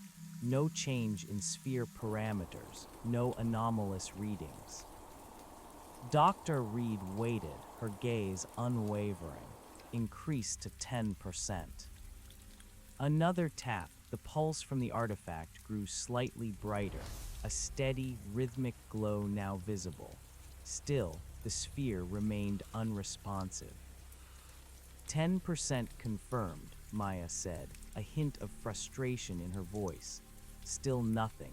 No thermal, no IMF, no gravitational shift. I felt a pang of disappointment. Had we been wrong? Was the sphere truly inert? Keep going, Maya, Dr. Reed urged, her voice firm. Increase in 5% increments. This could be a very precise, very narrow resonant frequency. Maya continued, slowly ramping up the power. 15%, 20%, 25%. With each increment, the artifact's pulse grew stronger, casting a small, ethereal glow on the dark surface of the sphere below. At 30%, something shifted. It wasn't visible to the naked eye, but Maya gasped, her eyes snapping to a specific display on her tablet. Dr. Reed, she exclaimed, her voice tight with alarm. EMF spike, localized around the sphere, and a gravitational anomaly, a slight decrease in local gravity, concentrated just above the sphere. Frank and I exchanged wide-eyed glances. Something was happening. Describe the EMF spike, Maya, Dr. Reed commanded, her voice calm despite the urgency. It's not a conventional electromagnetic field, Dr. Reed. It's oscillating at an incredibly high frequency, almost beyond detection. It's interacting with our sensors in a way that suggests a non-standard energy field, and the gravitational dip is highly localized, perfectly spherical, mirroring the sphere itself. Dr. Reed leaned forward, her eyes gleaming with fierce curiosity. Interesting. Continue to 35%, Maya, but prepare for failsafe. Aris, be ready. The drone's pulse intensified further, and then a sound, not loud, not disruptive, but a deep, resonant hum that seemed to vibrate not just in the air, but in my very bones. It was a sound that had no terrestrial equivalent, a low thrum that spoke of immense, latent power. And then the sphere began to glow. It started subtly, a faint, deep charcoal light emanating from its perfectly smooth surface, radiating outwards from the geometric patterns that matched the artifact. The patterns, once nearly invisible, now pulsed with a soft, internal light like veins of alien energy. The darkness of the sphere deepened, becoming an almost absolute black, contrasting sharply with the glowing symbols that now crawled across its surface. Amazing, Aris breathed, his voice filled with awe. Spectral analysis, Maya, Dr. Reed ordered, her voice hushed with reverence. What's the energy signature? Maya's fingers flew across her tablet, her eyes wide with disbelief. It's absorbing ambient light, Dr. Reed, and it's emitting a highly compressed, narrow-spectrum energy field. The primary output is in the terahertz range, but there are also fluctuations in a previously unquantifiable frequency spectrum. It's like it's pulling energy from somewhere else, and then radiating it back out in a different form. And the gravitational anomaly is increasing, but still perfectly contained to the sphere's immediate vicinity. The hum intensified, rising in pitch until it was almost beyond hearing, a high-frequency thrumming that still resonated in my chest. The glowing patterns on the sphere began to shift, to swirl, like an intricate, living kaleidoscope of light. Suddenly, a faint shimmering appeared directly above the sphere, precisely where the vapor had been observed that first day. It was delicate, almost ethereal, like heat haze on a summer road, but this was a freezing winter night. And then a thin wisp of vapor, almost exactly as I had seen it, condensed and vanished in an instant. My breath hitched, the shimmer, the vapor, it's happening again. It's an atmospheric interaction, Dr. Reed murmured, her eyes fixed on the phenomenon. A localized phase transition caused by the unique energy field. It's altering the very fabric of the air around it. Energy transfer at 50%, Maya announced, her voice strained. All parameters are stable, Dr. Reed, but the gravitational dip is now measurable at 0.01 G, and the energy output is increasing exponentially. We're approaching saturation. Saturation of what? Frank asked, his voice tight. Saturation of the local spacetime, Frank, Maya exclaimed, a note of hysteria in her voice. The energy field is creating a localized bubble, a micro-distortion of reality. It's like it's bending the space around itself. My blood ran cold, bending space. This was far beyond anything I had ever conceived. All right, Maya, Dr. Reed said, her voice now firm, decisive. Reduce power, slowly. We have enough data for now. Begin deactivation sequence. Do not engage failsafe unless parameters go critical. Maya nodded, her fingers moving to reverse the sequence. The glowing patterns on the sphere began to dim, to slow their swirling dance. The hum lowered in pitch, receding from the edge of hearing. The shimmer above the sphere faded, and the vapor stopped condensing. The gravitational dip began to normalize. As the artifact's pulse grew fainter, and the sphere returned to its inert, charcoal gray state, a profound silence once again descended upon the clearing. The only remaining evidence of what had transpired was the lingering tension in the air, the thumping of our hearts, and the wide, awestruck expressions on our faces. The drone slowly lifted the artifact from its position, then ascended out of the pit, returning to its perch. Maya cut the power to the artifact, and its faint glow vanished completely. Dr. Reed knelt beside the pit, staring at the now dark and silent sphere. Incredible, she whispered again, her voice filled with a mixture of wonder and profound concern. It's exactly as the data fragment described. The sphere is indeed a highly advanced energy system, capable of generating incredibly localized spacetime distortions, and the artifact is its precise control mechanism. But for what purpose? Aris asked, his voice hoarse. Why would something like this be buried here waiting? That Aris, Dr. Reed said, standing up and turning to face us, her eyes reflecting the gravity of the situation, is the next and most crucial question. We've opened a door.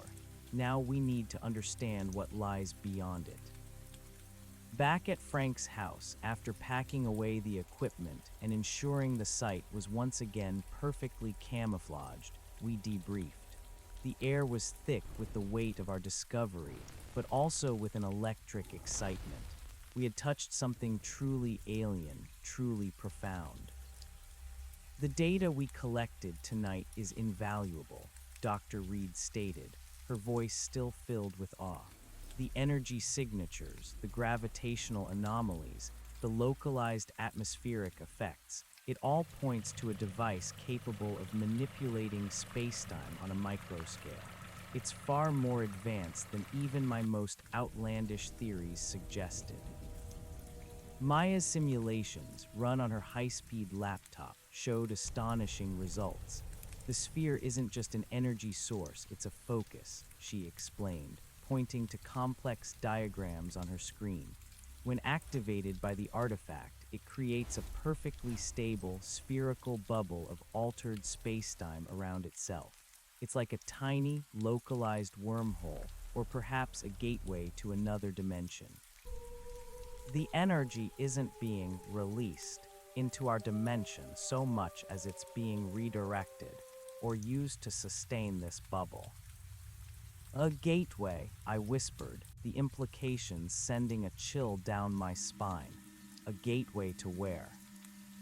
That, Alex, we don't know, Dr. Reed replied, her face grim.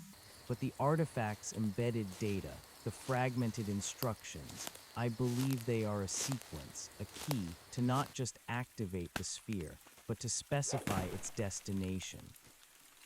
Frank slammed his fist lightly on the table, frustration etched on his face.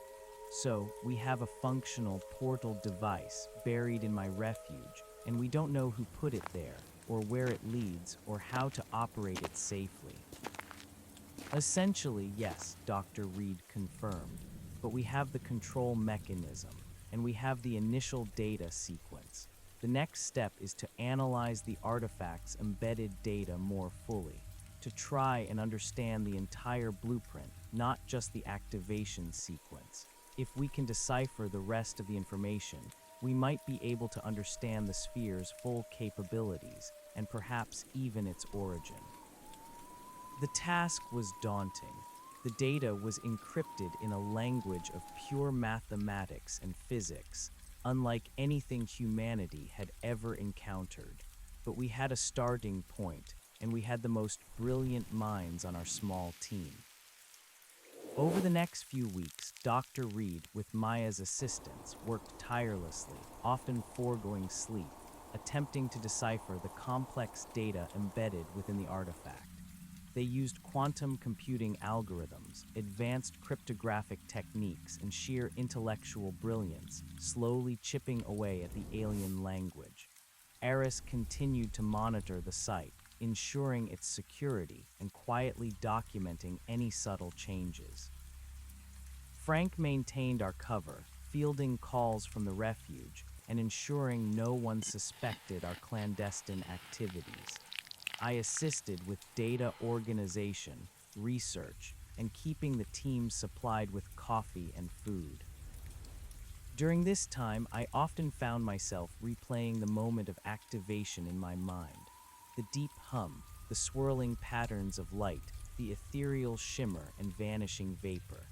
It was etched into my memory, a constant reminder of the incredible secret we held.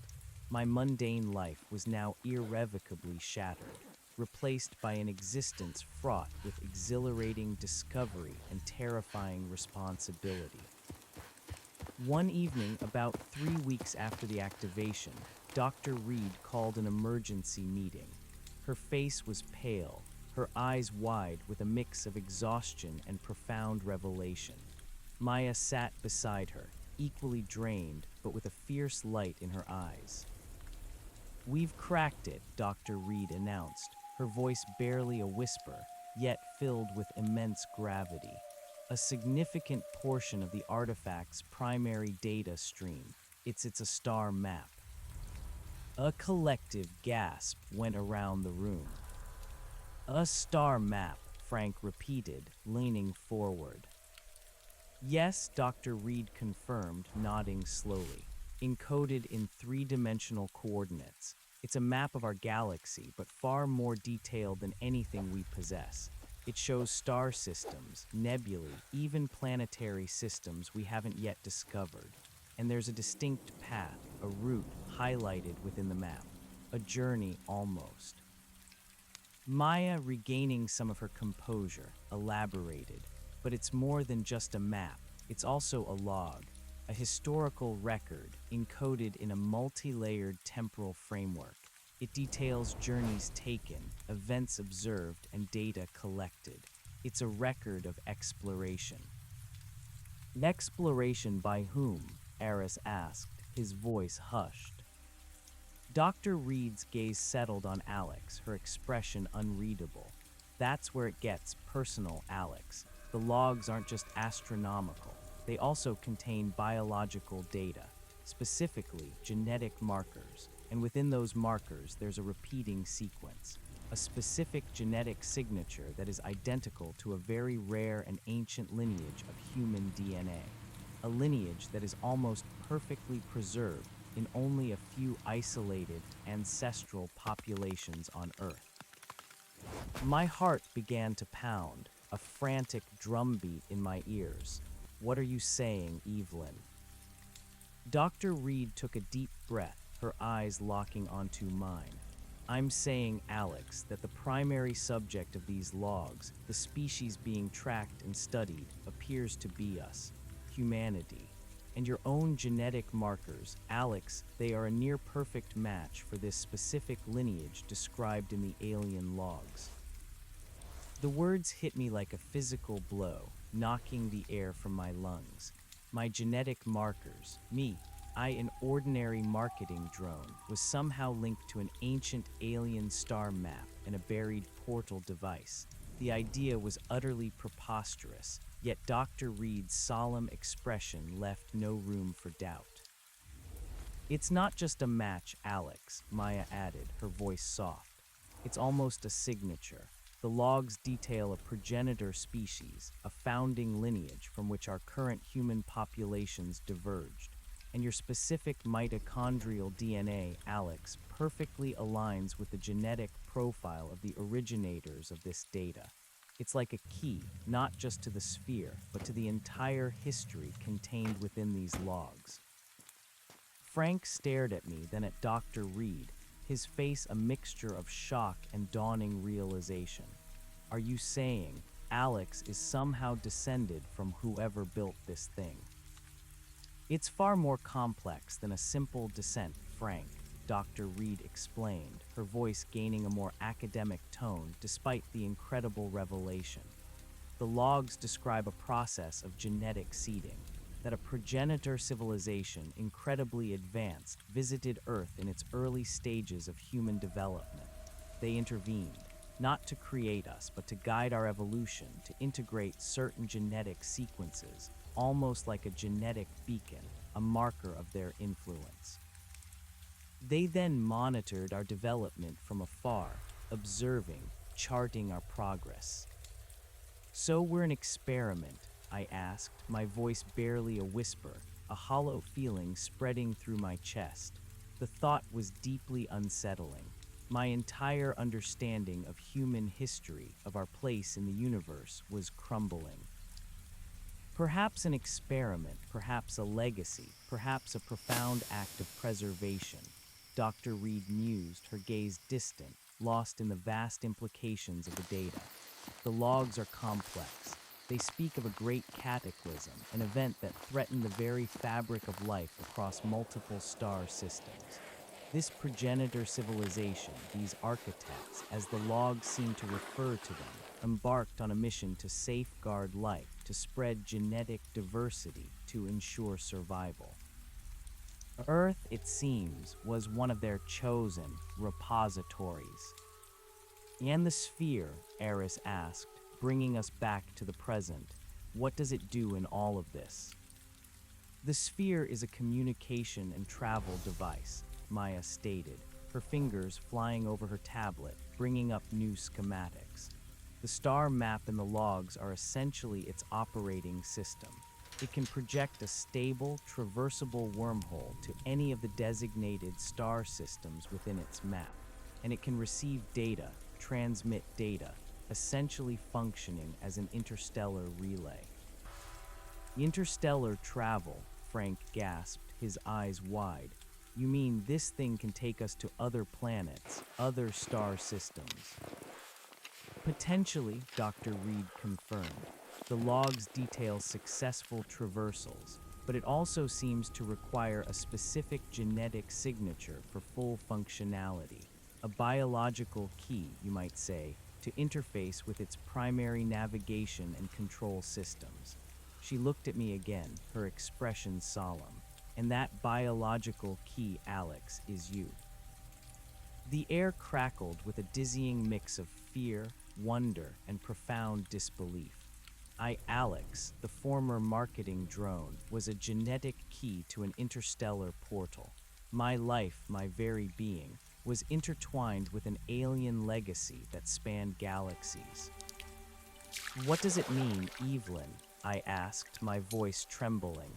"What do we do now?" Dr. Reed placed her hands on the table, her gaze unwavering. It means we have a choice, Alex. We can leave it buried and pretend none of this ever happened, or we can embrace it. We can try to understand our origins, to learn from these architects, to potentially even travel, to answer the questions that have plagued humanity for millennia. Are we alone? Where did we come from? What else is out there? The thought of traveling to other star systems, of stepping through a portal to an alien world, sent a jolt of exhilarating terror through me. It was the ultimate adventure, the ultimate authenticity I had unknowingly craved, but it was also the ultimate risk. Frank, ever the cautious one, voiced the concerns we all felt. And what about the risks? What if these architects return? What if this portal leads to something dangerous? We know nothing of their intentions, their culture, their technology beyond this device. True, Dr. Reed conceded, but the logs suggest they were benevolent protectors of life, and there are indications within the data that the cataclysm they faced was existential. They may no longer exist, or they may be too far away to intervene. This device, this sphere, might be a legacy, a final gift, or a desperate hope. So we explore it, Eris said, a glint of excitement in his eyes. We learn. This is the greatest archaeological find, the greatest scientific discovery in human history. We can't just turn away. Maya nodded in agreement. I can begin to integrate Alex's genetic profile with the artifact's control sequence.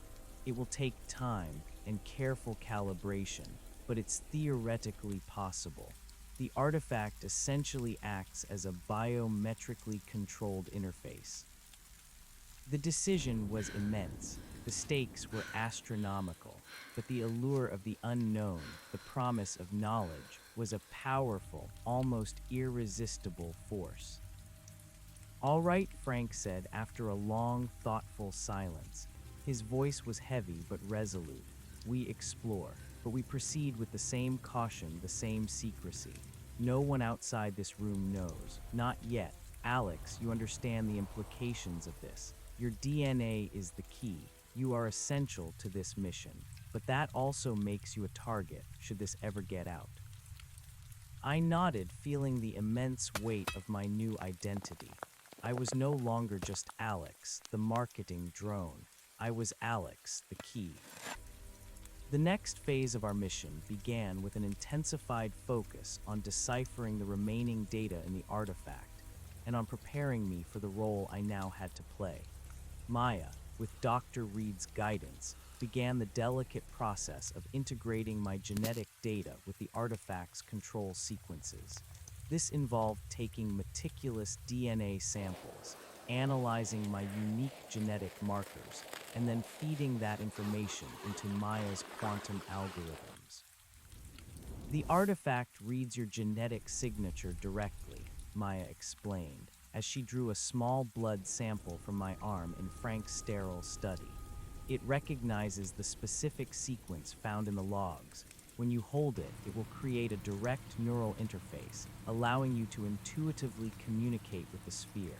It's not mind control, Alex. It's more like an extension of your will, a direct conduit to the sphere's navigation and operational systems. The thought of directly interfacing with an alien device, of becoming one with its purpose, was both terrifying and utterly fascinating. Meanwhile, Dr. Reed continued to unravel the star map and the historical logs. The more she decoded, the more incredible the story of the architects became.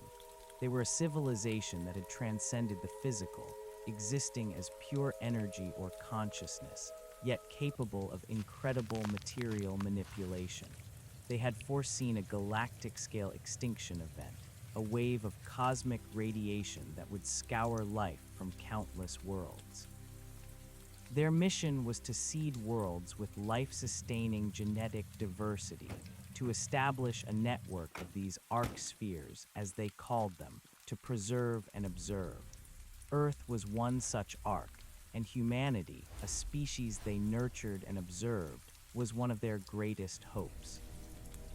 The logs contained detailed accounts of their visits, their interactions with early human populations, always subtle, always guiding, never directly interfering with our free will. They had left behind not just the sphere, but subtle markers, clues, for a time when humanity would be ready to discover its origins. The artifact I found was one such clue, meant to activate the sphere when a suitable genetic match came into contact with it. "They were preparing us, Alex," Dr. Reed said one night, her eyes shining with unshed tears after deciphering a particularly poignant entry in the logs. "They saw potential in us, resilience, curiosity, the capacity for great creation and great destruction. They wanted us to survive, to thrive, to perhaps one day join them among the stars." The pressure of this revelation, this incredible responsibility, weighed heavily on me. I was no longer just a conduit. I was a living link to an ancient, benevolent civilization. Our next goal was to identify a safe destination within the star map. Dr. Reed and Maya pored over the decoded star charts, searching for a system that matched the architect's criteria for a seed world, a planet capable of supporting life, but currently uninhabited by advanced intelligence. They found several candidates, meticulously cataloged by the architects, complete with atmospheric compositions, geological data, and potential biosignatures. "This one," Maya announced one morning, pointing to a shimmering holographic projection of a distant star system. Kepler 186f, roughly 500 light-years away, within the habitable zone of its red dwarf star. The architects designated it Elias 7. The logs indicate it's rich in biodiversity, with a stable climate but no signs of advanced life. It was one of their primary seeding targets, a pristine world ready for new life to flourish. The image of Kepler 186f, a vibrant blue and green orb hanging in the blackness of space, filled me with a profound sense of wonder. This could be our first destination. The final stage of preparation focused on a dry run. We needed to understand how the sphere generated its wormhole, how to stabilize it, and how to safely traverse it. Dr. Reed determined that the sphere created a small, localized portal, roughly the size of a human, which would then expand to allow for traversal. The process would be instantaneous, a quantum leap through space. "We need to be incredibly precise," Maya cautioned. "The destination coordinates must be locked in. Any deviation could lead to being flung into empty space, or worse, into an unstable region of spacetime." The plan was for me to interface with the sphere using the artifact, select the coordinates for Elias 7, and then establish a stable portal. Maya would monitor all systems and ensure the wormhole's integrity. Eris would prepare a small, remotely operated probe, equipped with sensors, to be the first object sent through. Frank would maintain perimeter security. The night of the dry run was even more intense than the initial activation. We gathered again at the excavation pit, the sphere gleaming ominously. This time I was at the center of it all. I held the artifact in my gloved hands, its cool metal humming faintly against my palms. Maya stood beside me, her hand hovering over a large red panic button. Dr. Reed and Eris stood nearby, their faces etched with a mix of anticipation and apprehension. Frank was in his usual position, ever watchful. "All right, Alex," Dr. Reed said, her voice soft but firm. "Remember the sequence. Focus on the star map in your mind. Visualize Elias 7. Let the artifact guide your intent." I took a deep breath, trying to calm the frantic beating of my heart. I looked at the artifact, its intricate symbols now seeming to hum with a latent energy. I closed my eyes, focusing on the image of Elia's 7, the blue and green world that Maya had shown me. I felt a subtle connection, a warmth spreading from the artifact into my hands, then up my arms, a faint buzzing sensation behind my eyes. It was as if a part of my mind was suddenly expanding, connecting to something vast and ancient. I opened my eyes. The geometric patterns on the sphere below were already beginning to glow, the deep hum starting to resonate in the air. The ethereal shimmer appeared above the sphere, and a thin wisp of vapor condensed and vanished. Energy transfer at 50%, Maya reported, her voice strained. Gravitational anomaly stable. EMF readings consistent with pretraversal phase. I focused harder, envisioning the star map, the highlighted route to Elia's 7. I felt a mental tug, an almost intuitive sensation of locking onto the coordinates. The artifact pulsed in my hands, a vibrant light emanating from its symbols, mirroring the glowing patterns on the sphere. Suddenly, a distinct shape began to form directly above the sphere, within the shimmering space. It was a perfect, dark ellipse, shimmering with internal light, like a window to another dimension. The air around it crackled with static electricity, and a faint, ozone-like scent filled the clearing. Portal forming, Maya exclaimed, her voice filled with awe. Stable energy signature. It's a direct wormhole, Dr. Reed, perfectly contained. The ellipse expanded rapidly, becoming a swirling vortex of shimmering light, about 7 feet tall and 5 feet wide. It looked like an iridescent sheet of water, shimmering with impossible colors, stretching into an unseen depth. Coordinates locked on Elia's 7, I whispered, my voice hoarse, feeling the mental confirmation from the artifact. Portal stable. Incredible, Dr. Reed breathed, staring at the portal with an expression of profound wonder. This is it. This is proof. We have achieved interstellar travel. Yaris, ever the scientist, quickly released the small probe. It floated silently towards the shimmering vortex, and with a faint pop, vanished inside. A few seconds later, a series of data streams began to flood Maya's tablet.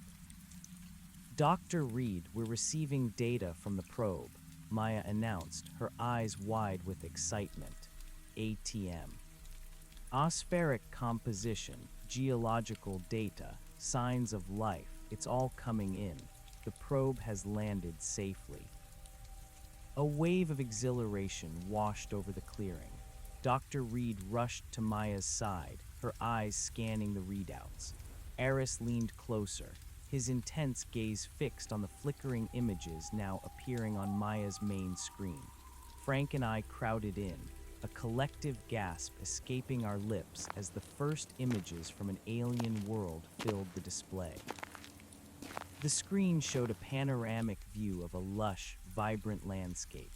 Towering, emerald green flora, unlike any plant on Earth, reached towards a sky painted in hues of violet and deep orange by a distant red dwarf star.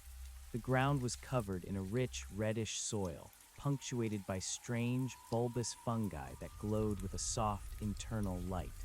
In the distance, a winding river, its water a translucent azure, snaked through a valley. The air, according to the probe's sensors, was breathable, rich in oxygen, with a slightly higher percentage of nitrogen than Earth. There were subtle traces of unknown organic compounds, but nothing immediately toxic. It's beautiful, Eris murmured, a rare look of pure wonder on his face, just as the architects described, a pristine, thriving ecosystem.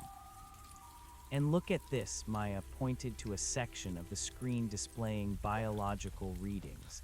Microbial life, abundant and diverse. Photosynthetic organisms, primary consumers, a complete ecosystem in miniature. It's teeming with life, Dr. Reed. Dr. Reed's smile was radiant. The architect's seeding program was a success. This world is a living testament to their incredible vision. They didn't just preserve life, they fostered it, giving it new homes. My heart swelled with a mixture of awe and an almost unbearable longing. I had just opened a doorway to another star, and a beautiful, living world awaited us. The ultimate adventure was no longer a dream. It was a reality, shimmering before us. "All right, team," Dr. Reed announced, her voice filled with a new energy.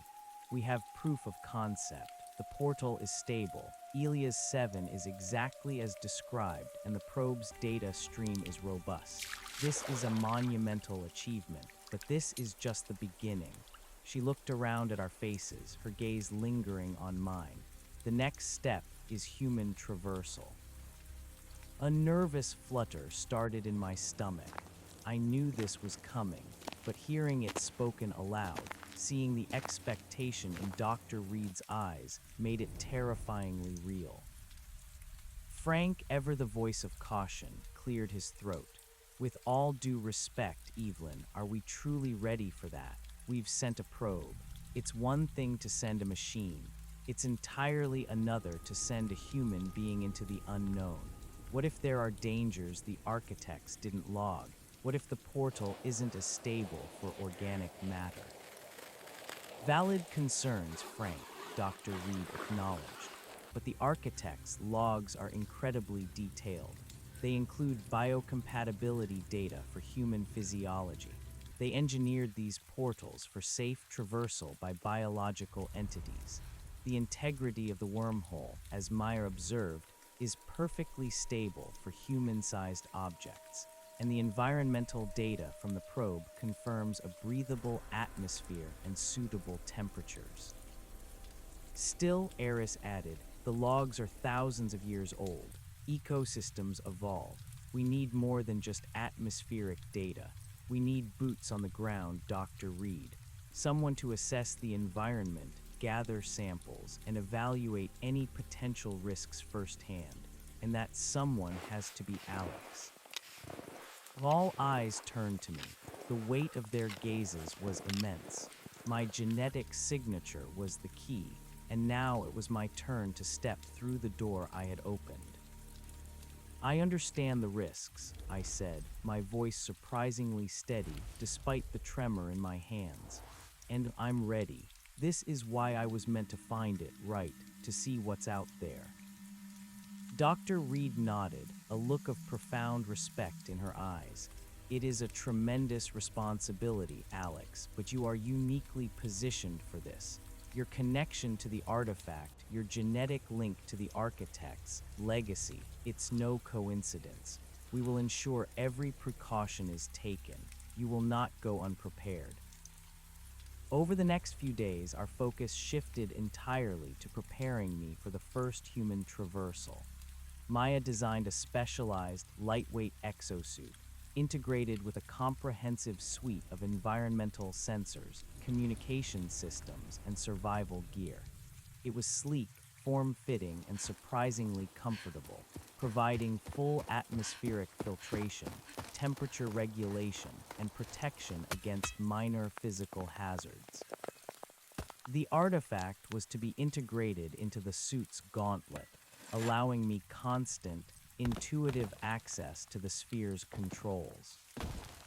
"This suit is essentially a portable lab," Maya explained during a fitting session.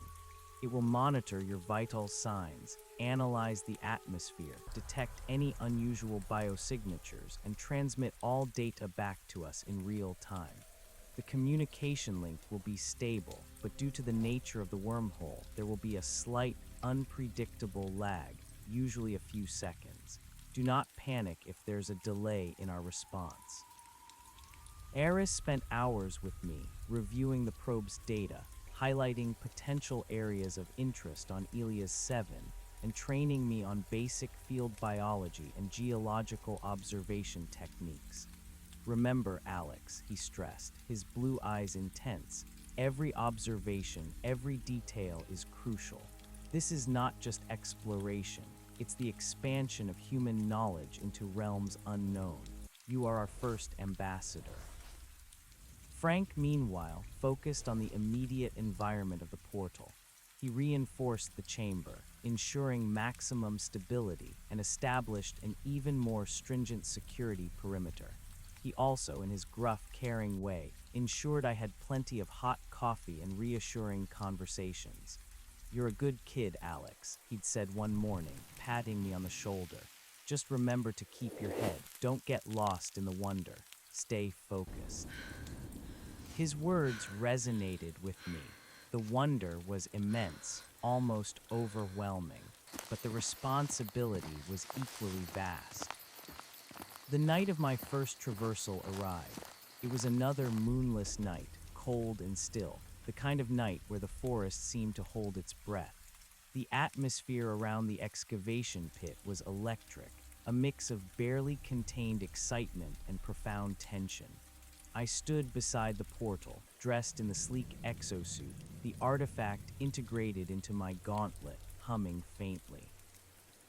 Dr. Reed, Maya, and Eris stood a few feet behind me, their faces illuminated by the soft glow of their monitors. Frank stood sentinel, his gaze sweeping the tree line. "All systems green, Alex," Maya reported, her voice steady. "Vitals stable. Communication link established. Failsafe protocols active. If anything goes wrong, you press the red button on your chest, and we will immediately collapse the portal and attempt to retrieve you." "Understood," I replied, my voice slightly muffled by the suit's internal comms. My heart hammered against my ribs, a wild drumbeat of fear and anticipation. Dr. Reed stepped forward, placing a hand on my shoulder. "Alex, remember, this is a reconnaissance mission. Minimal interaction, maximum observation. Gather data, take samples if safe, and return within 1 hour. We need to assess the long-term stability of the portal and the effects on you. No heroics." I nodded, swallowing hard. "I will, Evelyn." I turned to face the portal. It shimmered before me, a swirling vortex of impossible colors, reflecting nothing, yet holding the promise of everything. It hummed with a deep, resonant energy that pulled at me, a siren song to the unknown. I took a deep breath, centered myself, and focused on the intent that the artifact seemed to understand intuitively. Elias 7, safe passage, observation, return. Then I stepped forward. The sensation was unlike anything I could have imagined. There was no feeling of motion, no wind, no pressure. It was like stepping through a sheet of cool, viscous water. For an instant, I was utterly disoriented, a brief, kaleidoscopic blur of light and sensation, as if every atom of my being was being stretched and reassembled. Then, just as quickly as it began, it ended. I stood on solid ground, the hum of the portal replaced by the gentle rustle of alien leaves and the distant chirping of unseen creatures. The air was cool and fresh, with a faint, earthy scent I couldn't quite place. Above me, the violet and orange sky of Elias 7 stretched out, vast and alien. The twin moons, one large and scarred, the other small and bright, hung low on the horizon, casting long, strange shadows across the landscape. "I'm through," I whispered into my comms, my voice trembling with awe. "I'm here, Elias 7. A beat of silence, then Maya's voice crackled in my ear, filled with barely suppressed excitement. "Alex, vitals stable, position confirmed. We're receiving live feed and sensor data. What do you see?" I looked around, turning slowly, trying to absorb every detail. The towering, emerald-green trees, their bark a smooth, silvery texture, reached dizzyingly high. Their leaves were broad and leathery, catching the strange twilight glow.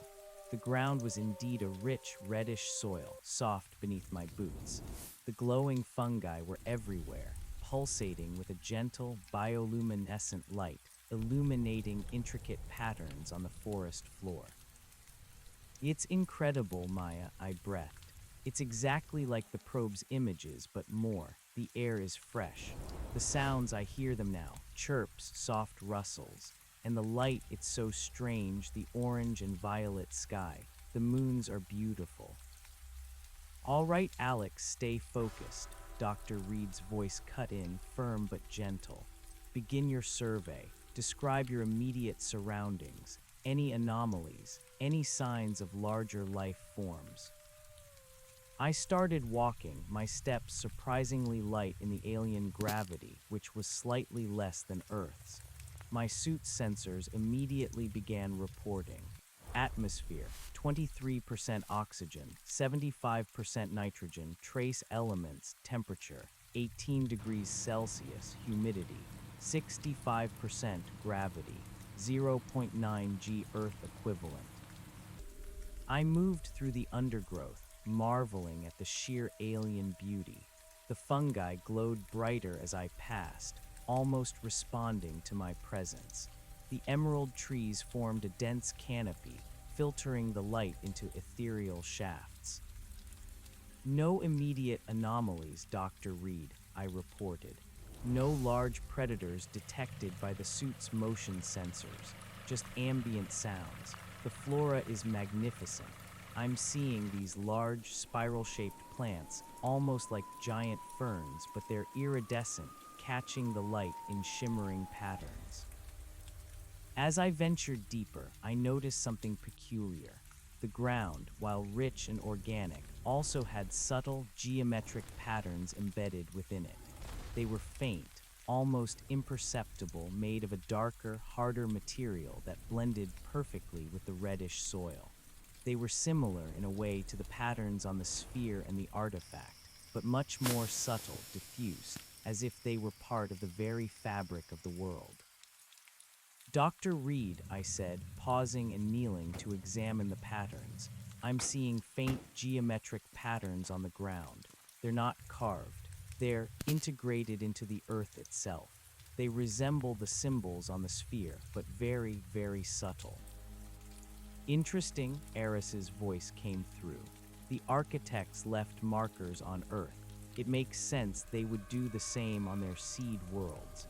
It's almost like a subtle energetic signature designed to harmonize the environment. I ran my gloved hand over the patterns. They were cool to the touch, smooth. As my hand passed over them, the nearby glowing fungi seemed to pulse a little brighter. It felt like the world itself was humming with a faint, underlying energy, an extension of the sphere's power. I continued my exploration, making sure to stay within sight of the shimmering portal, my lifeline back to Earth. The 1-hour time limit loomed in my mind. Every rustle, every chirp, every strange glow filled me with a primal sense of wonder and alertness. This was truly a pristine, untouched world, a testament to life's incredible resilience. I gathered a few small samples of the glowing fungi and the iridescent fern-like plants, carefully placing them in the suit's sterile collection pouches. The biological data streaming back to Maya would be invaluable. Just as my internal timer indicated I had about 10 minutes left, I came across a small clearing. In its center, surrounded by the towering emerald trees, was a structure. It wasn't large, perhaps only 10 feet high, and made of the same charcoal gray, light-absorbing material as the sphere, but it was sleek, elegant, and perfectly integrated into the environment. It was a single, monolithic pillar, devoid of any visible seams or markings, except for a single, glowing symbol etched near its base. The symbol was instantly recognizable, the same intricate geometric pattern found on the sphere and the artifact. My breath hitched. "Dr. Reed," I whispered, my voice tight with excitement. I've found something, a structure. It's a monolith made of the same material as the sphere, and it has the architect's symbol on it. The monolith, Dr. Reed's voice was sharp with renewed interest. Describe it, Alex. Is it active? I approached the monolith cautiously, my suit's sensors working overtime. It's dormant, Dr. Reed. No energy signature, no heat. But the symbol, it's glowing with a faint, internal light, just like the sphere's patterns when it was active. It looks like it's waiting. I reached out my gloved hand towards the glowing symbol. As my fingers came within an inch of it, the artifact in my gauntlet pulsed, responding to the monolith's presence. The symbol on the monolith brightened slightly, and a faint, almost inaudible hum emanated from it. The artifact is reacting, I reported, feeling the familiar connection through my gauntlet. It feels like it wants to activate it, like a direct interface. Do not activate it, Alex, Dr. Reed commanded, her voice urgent. Not yet, we don't know its function. We need to analyze its structure, its energy signature first. You have less than 5 minutes. Photograph it, get all the sensor data you can, and then prepare to return. I followed her instructions, circling the monolith, documenting every angle, allowing my suit's advanced scanners to gather as much information as possible. The monolith felt incredibly ancient, yet perfectly preserved, a silent guardian waiting on this distant world. Time to return, Alex, Maya's voice chimed in, a note of gentle urgency. Portal stability is optimal for your return now. I took one last look at the monolith, then at the vibrant alien world around me. The beauty, the mystery, the sheer wonder of it all was overwhelming.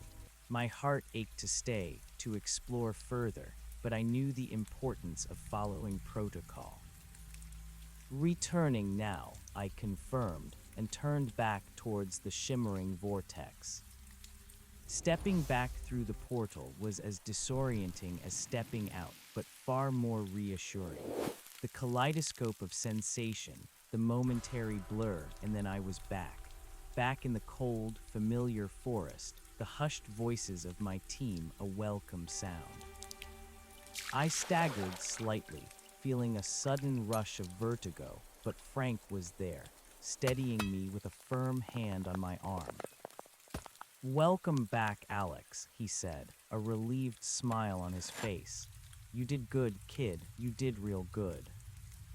I unsealed my helmet, taking a deep breath of the freezing air, which felt strangely mundane after the sense of Elia's 7. The team crowded around me, their faces alight with a mix of relief and barely contained excitement.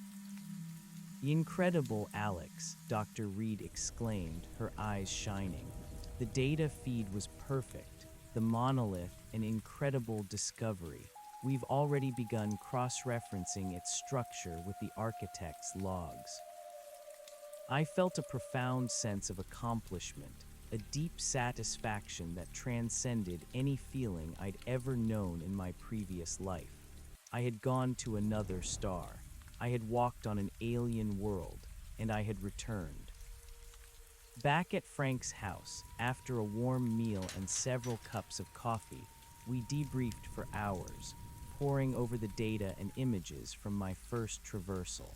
The monolith on Elia's 7 quickly became our next major focus. Based on preliminary analysis, Dr. Reed explained, pointing to a holographic projection of the monolith, this structure appears to be a dormant data repository. The architects seem to have left these markers on their seeded worlds, possibly as a means of monitoring progress, or perhaps as a future point of contact. The glowing symbol indicates it's awaiting activation.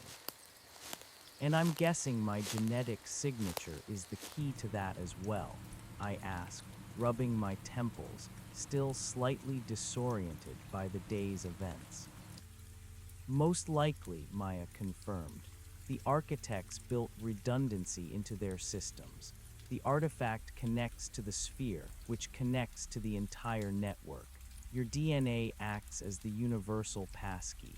It's like they designed the entire system around the eventual discovery by a progenitor-line human.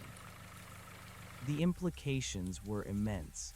We had discovered not just a portal, but a potential network of alien outposts spread across the galaxy, all waiting to be activated by someone like me. "We need to go back," Eris stated, his eyes gleaming with the thrill of discovery. "We need to activate that monolith. It could contain invaluable information, perhaps even deeper insights into the architects, their history, and their reasons for creating us." Dr. Reed nodded slowly. "I agree, but we need to do it carefully. We'll outfit Alex with more specialized equipment, prepare for longer excursions. Maya, can you develop a robust data download system for the monolith, something that can interface with Alex's suit?" "Already on it, Dr. Reed," Maya replied, her fingers flying across her keyboard. "I can adapt the suit's data port to interface directly with the monolith once Alex activates it. We'll be able to download any data it contains directly to our systems here." Frank, though still cautious, was visibly excited. "All right, but we keep the 1-hour limit in place for initial excursions, and Alex doesn't go alone. We need backup.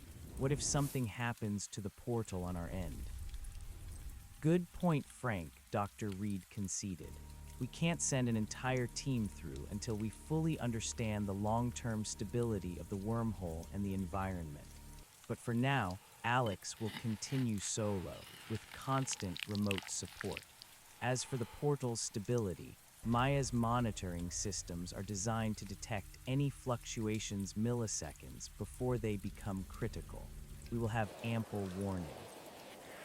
The next few weeks were a whirlwind of activity. I underwent rigorous training with Eris, learning how to operate the enhanced suit, how to collect geological and biological samples with more precision, and how to identify potential hazards. Maya refined my communication systems and integrated the monolith interface. Dr. Reed continued to unravel more of the architect's logs, providing deeper context and insights into their grand plan. The more I learned, the more I understood the profound significance of my role. I was not just an explorer, I was a living bridge, connecting humanity to its ancient past and its galactic future. The architects, in their wisdom, had foreseen this moment, this awakening. Finally, a few weeks after my first traversal, I was ready for a longer, more focused expedition to Elias 7, specifically to activate the monolith. The process of opening the portal was now familiar, though no less awe-inspiring. I stood before the shimmering vortex, the artifact in my gauntlet pulsing with a confident rhythm. This time there was less fear, more resolute determination. I focused on Elias 7, on the monolith, on the data it potentially held.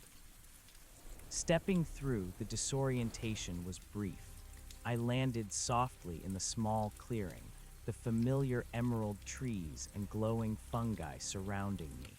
The violet and orange sky of Elias 7 greeted me like an old friend. "Alex, status report." Dr. Reed's voice came through my comms, clear and immediate. "On Elias 7, atmosphere stable, vitals green.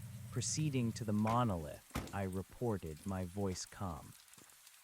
I walked towards the structure, my suit's sensors painting a detailed picture of the surrounding environment. No new life forms, no immediate threats. The monolith stood silently, its geometric symbol still glowing faintly.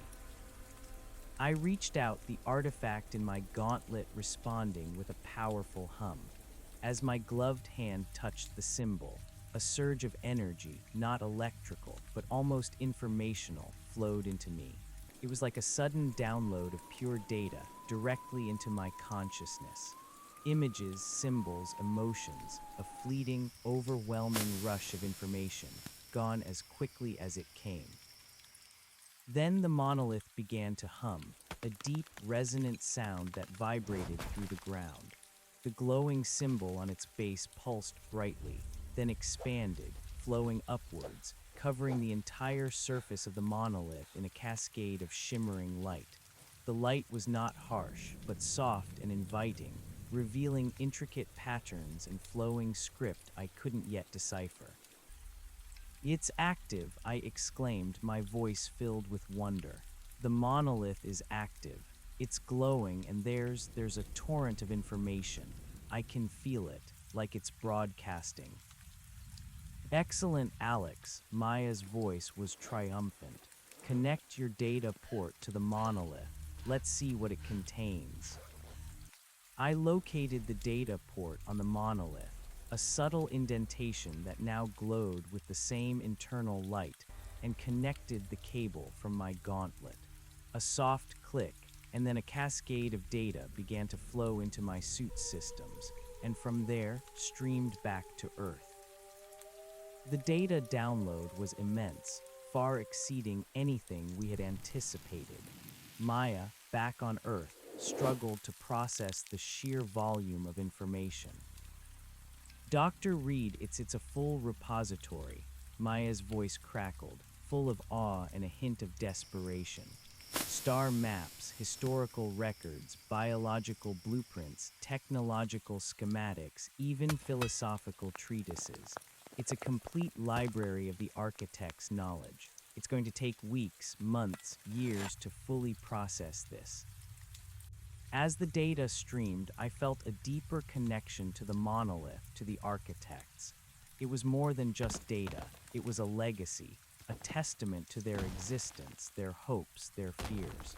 I stood there, bathed in the soft, alien light, downloading the wisdom of an ancient civilization. My hour extended to 2, then 3, as Maya struggled to maintain the data stream without overloading her systems. Finally, Dr. Reed ordered a temporary halt. "That's enough for now, Alex," Dr. Reed said, her voice filled with a mixture of excitement and caution. "We have an incredible amount of data. We need to stabilize our systems here and begin initial analysis. Return to Earth. We will resume the download another time." I reluctantly disconnected the cable.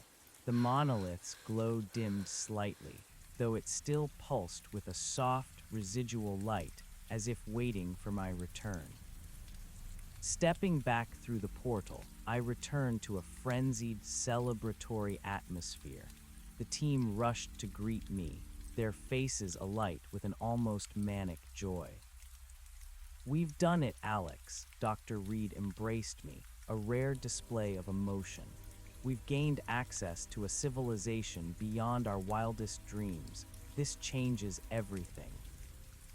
Over the next few months, our lives became a blur of frantic activity, fueled by coffee, adrenaline, and the sheer magnitude of our discovery. The data from the Elias 7 monolith was a goldmine of information, transforming every field of human knowledge. Dr. Reed, with Maya's tireless assistance, led the charge in deciphering the architect's vast library. They discovered advanced physics, theories on quantum gravity, energy manipulation, and space-time mechanics that made Einstein's theories look like child's play. Biology and medicine, complete genetic libraries of countless alien species, including insights into advanced cellular regeneration, disease eradication, and even potential forms of consciousness transfer.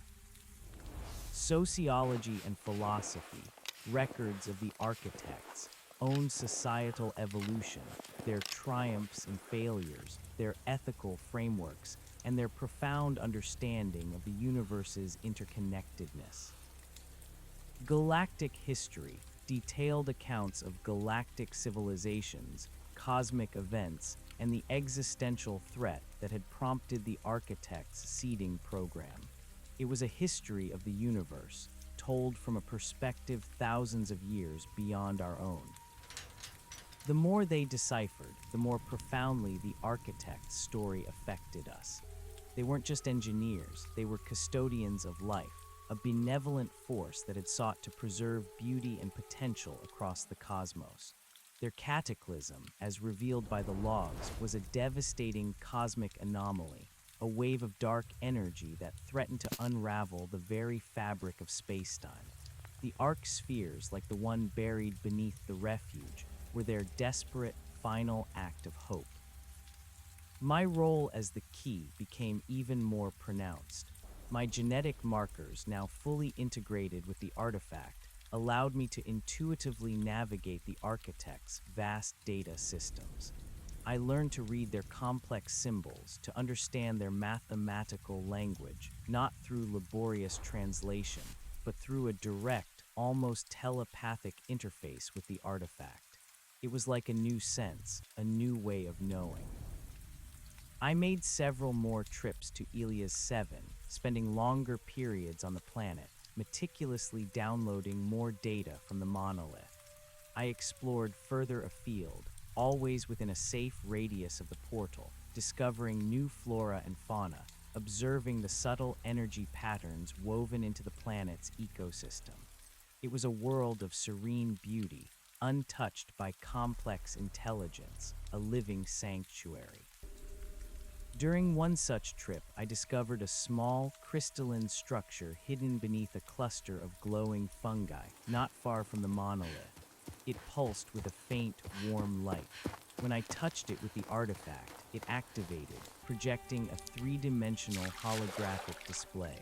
It wasn't a portal or a data repository, but rather a beacon, broadcasting a subtle, rhythmic signal into space. "It's a long-range beacon, Dr. Reed," I reported, my voice filled with a new discovery. "It's broadcasting a message, a signal. It feels like a call." "A call," Dr. Reed's voice was sharper than usual. "To whom, Alex?" "I'm not sure," I admitted, my brow furrowed as I tried to interpret the intuitive understanding the artifact provided.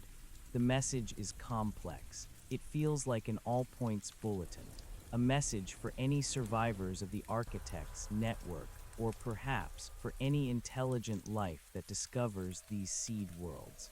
It's a message of hope, of shared purpose, a message to connect." Back on Earth, Maya immediately began analyzing the beacon signal. "It's not just a broadcast, Alex," she announced a few days later, her eyes wide. "It's also a receiver, and it's listening. It's waiting for a response, just like the artifact was. The architects built this system not just to preserve life, but to foster connections, to rebuild a galactic community." The thought of other arc spheres, other seeded worlds, perhaps even other survivors of the architect's original civilization, sent a thrill through the team. We weren't just explorers, we were potentially the first step in a new galactic network. However, the immense amount of data and the constant demand of our operations began to take their toll. Dr. Reed was often exhausted, Maya worked herself to the brink, and Eris was perpetually consumed by new hypotheses. Frank, our steadfast guardian, began to show the strain of maintaining absolute secrecy under such extraordinary circumstances. The stress also highlighted a growing philosophical divergence within our small team. Dr. Reed, driven by a profound scientific curiosity and a sense of legacy, wanted to share our discovery with the world, believing humanity was ready for such a revelation. Eris agreed, seeing it as the ultimate boon to human progress. But Frank and Maya were far more cautious. "Think of the chaos, Evelyn," Frank argued during one tense debriefing. Governments, corporations, militaries, everyone would want a piece of this. The sphere would become a weapon, a source of unimaginable power, a tool for exploitation. Humanity isn't ready for this kind of responsibility. Maya nodded. The architects themselves were cautious. They guided, they didn't control. They waited for humanity to reach a certain stage of development before allowing these keys to be found. What if we reveal it too soon? What if we corrupt their legacy? I found myself caught in the middle. The allure of sharing this wonder, of elevating humanity, was immense. But Frank's words resonated. The thought of this beautiful, intricate technology, designed for preservation and connection, being twisted into a tool for conflict, was horrifying. The architect's logs speak of the importance of measured progress, of understanding before action, I offered, drawing on my intuitive connection to their data. They emphasize the need for wisdom alongside power. Perhaps we need to fully understand their intentions, their lessons, before we reveal their gifts. Dr. Reed sighed, running a hand through her hair. You're right, Alex. We need more time, more understanding. But how long can we keep a secret of this magnitude? That question hung heavy in the air. We were a tiny island of knowledge in a vast ocean of ignorance, and the pressure was building. One evening, as I was on shift, monitoring the portal site, I felt a strange vibration. It wasn't from the sphere, it was from the ground itself, a subtle tremor deep beneath the earth. It was almost imperceptible, but my connection to the artifact, my heightened senses, picked it up. I immediately checked the suit's internal sensors. Seismic activity, but it wasn't natural. The pattern was too rhythmic, too deliberate. Maya, Dr. Reed, Frank, I whispered into my comms, my voice tight. I'm detecting unusual seismic activity. It's not geological. It feels artificial. A moment of silence, then Maya's voice, sharp with concern. Alex, my long-range sensors picked up a faint, anomalous reading a few minutes ago, originating far to the north of the refuge. It was too faint to be certain, but it looked like a high-frequency ground penetration radar sweep. My blood ran cold. GPR, ground penetrating radar. It was exactly what Dr. Reed had used to locate the sphere initially. Someone else was looking. Frank, did you detect anything on the perimeter? Dr. Reed asked, her voice hushed. Negative, Evelyn, Frank replied, his voice grim. My sensors are optimized for biological intrusion or large vehicles. GPR is silent, subsurface. If someone is doing a sweep, they're being incredibly careful. How far away is this reading, Maya? I asked, my gaze sweeping the silent, tree-lined forest. About 20 miles north, Maya reported, her fingers flying across her console. It was a very broad sweep, almost like a preliminary scan. They probably didn't detect anything specific yet, but they're looking for anomalies. 20 miles is too close, Dr. Reed said, her voice taut with urgency. Someone is investigating this region, and if they're using GPR, they're looking for something buried. This refuge has always been quietly famous for its geological oddities. It wouldn't take much for an organization with enough resources to start poking around. The cold reality of our situation settled upon us. We had been so absorbed in the wonder of our discovery, we had almost forgotten the need for absolute secrecy.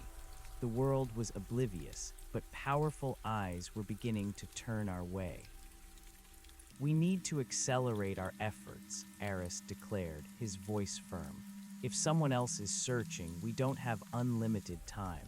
We need to complete the download from the monolith, and we need to understand the full capabilities of the sphere. What else can it do? Can it be moved? Can it be hidden more effectively? The pressure mounted. Our serene hidden laboratory had become a ticking time bomb. Over the next few weeks, the intermittent seismic readings continued, growing stronger, closer. It was clear that whoever was conducting the GPR sweeps was methodical, narrowing their search pattern, steadily approaching the refuge. Our time was running out. We began working around the clock, fueled by a sense of impending discovery and increasing paranoia. I spent more and more time on Elias 7, downloading data from the monolith, the constant stream of alien knowledge, a dizzying, overwhelming experience. Each piece of information felt like a treasure, but also a burden, knowing that it might soon be sought by others. One particularly intense night, as I was downloading a massive data packet concerning the architect's advanced energy systems, a new alarming piece of information surfaced through my intuitive connection with the artifact. It wasn't a log entry or a schematic. It was a conceptual understanding, a sudden, chilling realization. The architect's grand plan wasn't just about preserving life, it was also about evolving it. They had integrated certain genetic sequences into humanity, not just as a key, but as a potential blueprint for a higher state of being. The sphere wasn't just a portal, it was also a catalyst. I broke the connection with the monolith, my hands trembling. Dr. Reed, Maya, I've discovered something truly profound, the architect's true purpose. I quickly returned through the portal, my mind reeling. Back in the safety of the excavation pit, the team gathered around me. My mind reeling from the intuitive download. Back in the safety of the excavation pit, the team gathered around me, their faces a mixture of expectation and concern. "What is it, Alex?" Dr. Reed asked, her voice hushed, sensing the gravity of my discovery. I pulled off my helmet, my eyes wide, struggling to articulate the complex, almost spiritual understanding that had flooded my consciousness. It's more than preservation, Evelyn. It's more than just a network of portals and data archives. The architects, their true purpose was to evolve life, to transcend. The sphere isn't just a portal, it's a catalyst for the next stage of human evolution. A stunned silence fell over the pit. Frank leaned forward, his brow furrowed. "Evolve us? What does that even mean, Alex? Like superpowers?" I shook my head, still grappling with the concept. "Not like in the movies, Frank. It's about consciousness, about perception. The architects didn't just seed worlds with life. They imbued specific genetic sequences, like the one in me, with the potential for a deeper connection to the universe. The sphere, by interfacing with these markers, activates that potential. It expands our minds, our understanding, our very being." Maya, ever the pragmatist, was already at her console, her fingers flying. "Expand consciousness. Alex, can you give me more specifics? What precisely did you download or perceive?" "It wasn't a data file, Maya," I explained, my voice still trembling with the intensity of the experience. "It was a direct intuitive transfer, a conceptual understanding. The architects, in their final stages, were becoming beings of pure consciousness, transcending physical form. They foresaw that their physical civilization would be destroyed by the cosmic anomaly. So they set up these arc spheres and seeded worlds like Earth to ensure that life, particularly intelligent life with their genetic markers, could eventually follow their path. The sphere, when interfaced by a prime genetic match, doesn't just open wormholes. It initiates a subtle, gradual, internal transformation, a deepening of perception, a more profound connection to the cosmic fabric." Dr. Reed's eyes glowed with a mixture of terror and awe. They were guiding us towards apotheosis, guiding humanity to become like them. In a way, yes, I confirmed, but it's not forced. It's an activation of latent potential. The genetic markers are like a key, not just to the sphere, but to our own deeper selves. The more I interact with the artifact, the more I access the monolith's data, the more I feel things, subtle changes, a heightened awareness, an intuitive grasp of complex concepts that shouldn't be possible for me. Eris, who had been listening intently, finally spoke, his voice reverent. This is beyond anything we imagined. This isn't just discovery, it's a paradigm shift. They didn't just give us a map, they gave us the blueprint for the next stage of our own evolution. He looked at me, a profound respect in his gaze. And you, Alex, are experiencing it firsthand. The full weight of my role, now intertwined with the very future of humanity, settled heavily on my shoulders. I was not just a key, I was a living bridge to an unimaginable future. Just as the enormity of this revelation began to sink in, Frank's comms crackled. Evelyn, Maya, ground penetration radar signatures just registered within a mile of our perimeter. Moving fast. It's a sweet pattern, but they're getting aggressive. They're very close. The air went cold. The theoretical threat had become terrifyingly real. "The mile," Dr. Reed whispered, her face paling. "That's too close. They'll detect the anomaly, the sphere, us." Maya's fingers flew across her console. "I'm trying to mask our energy signature, but it's too strong. The portal has left a residual imprint on the local spacetime.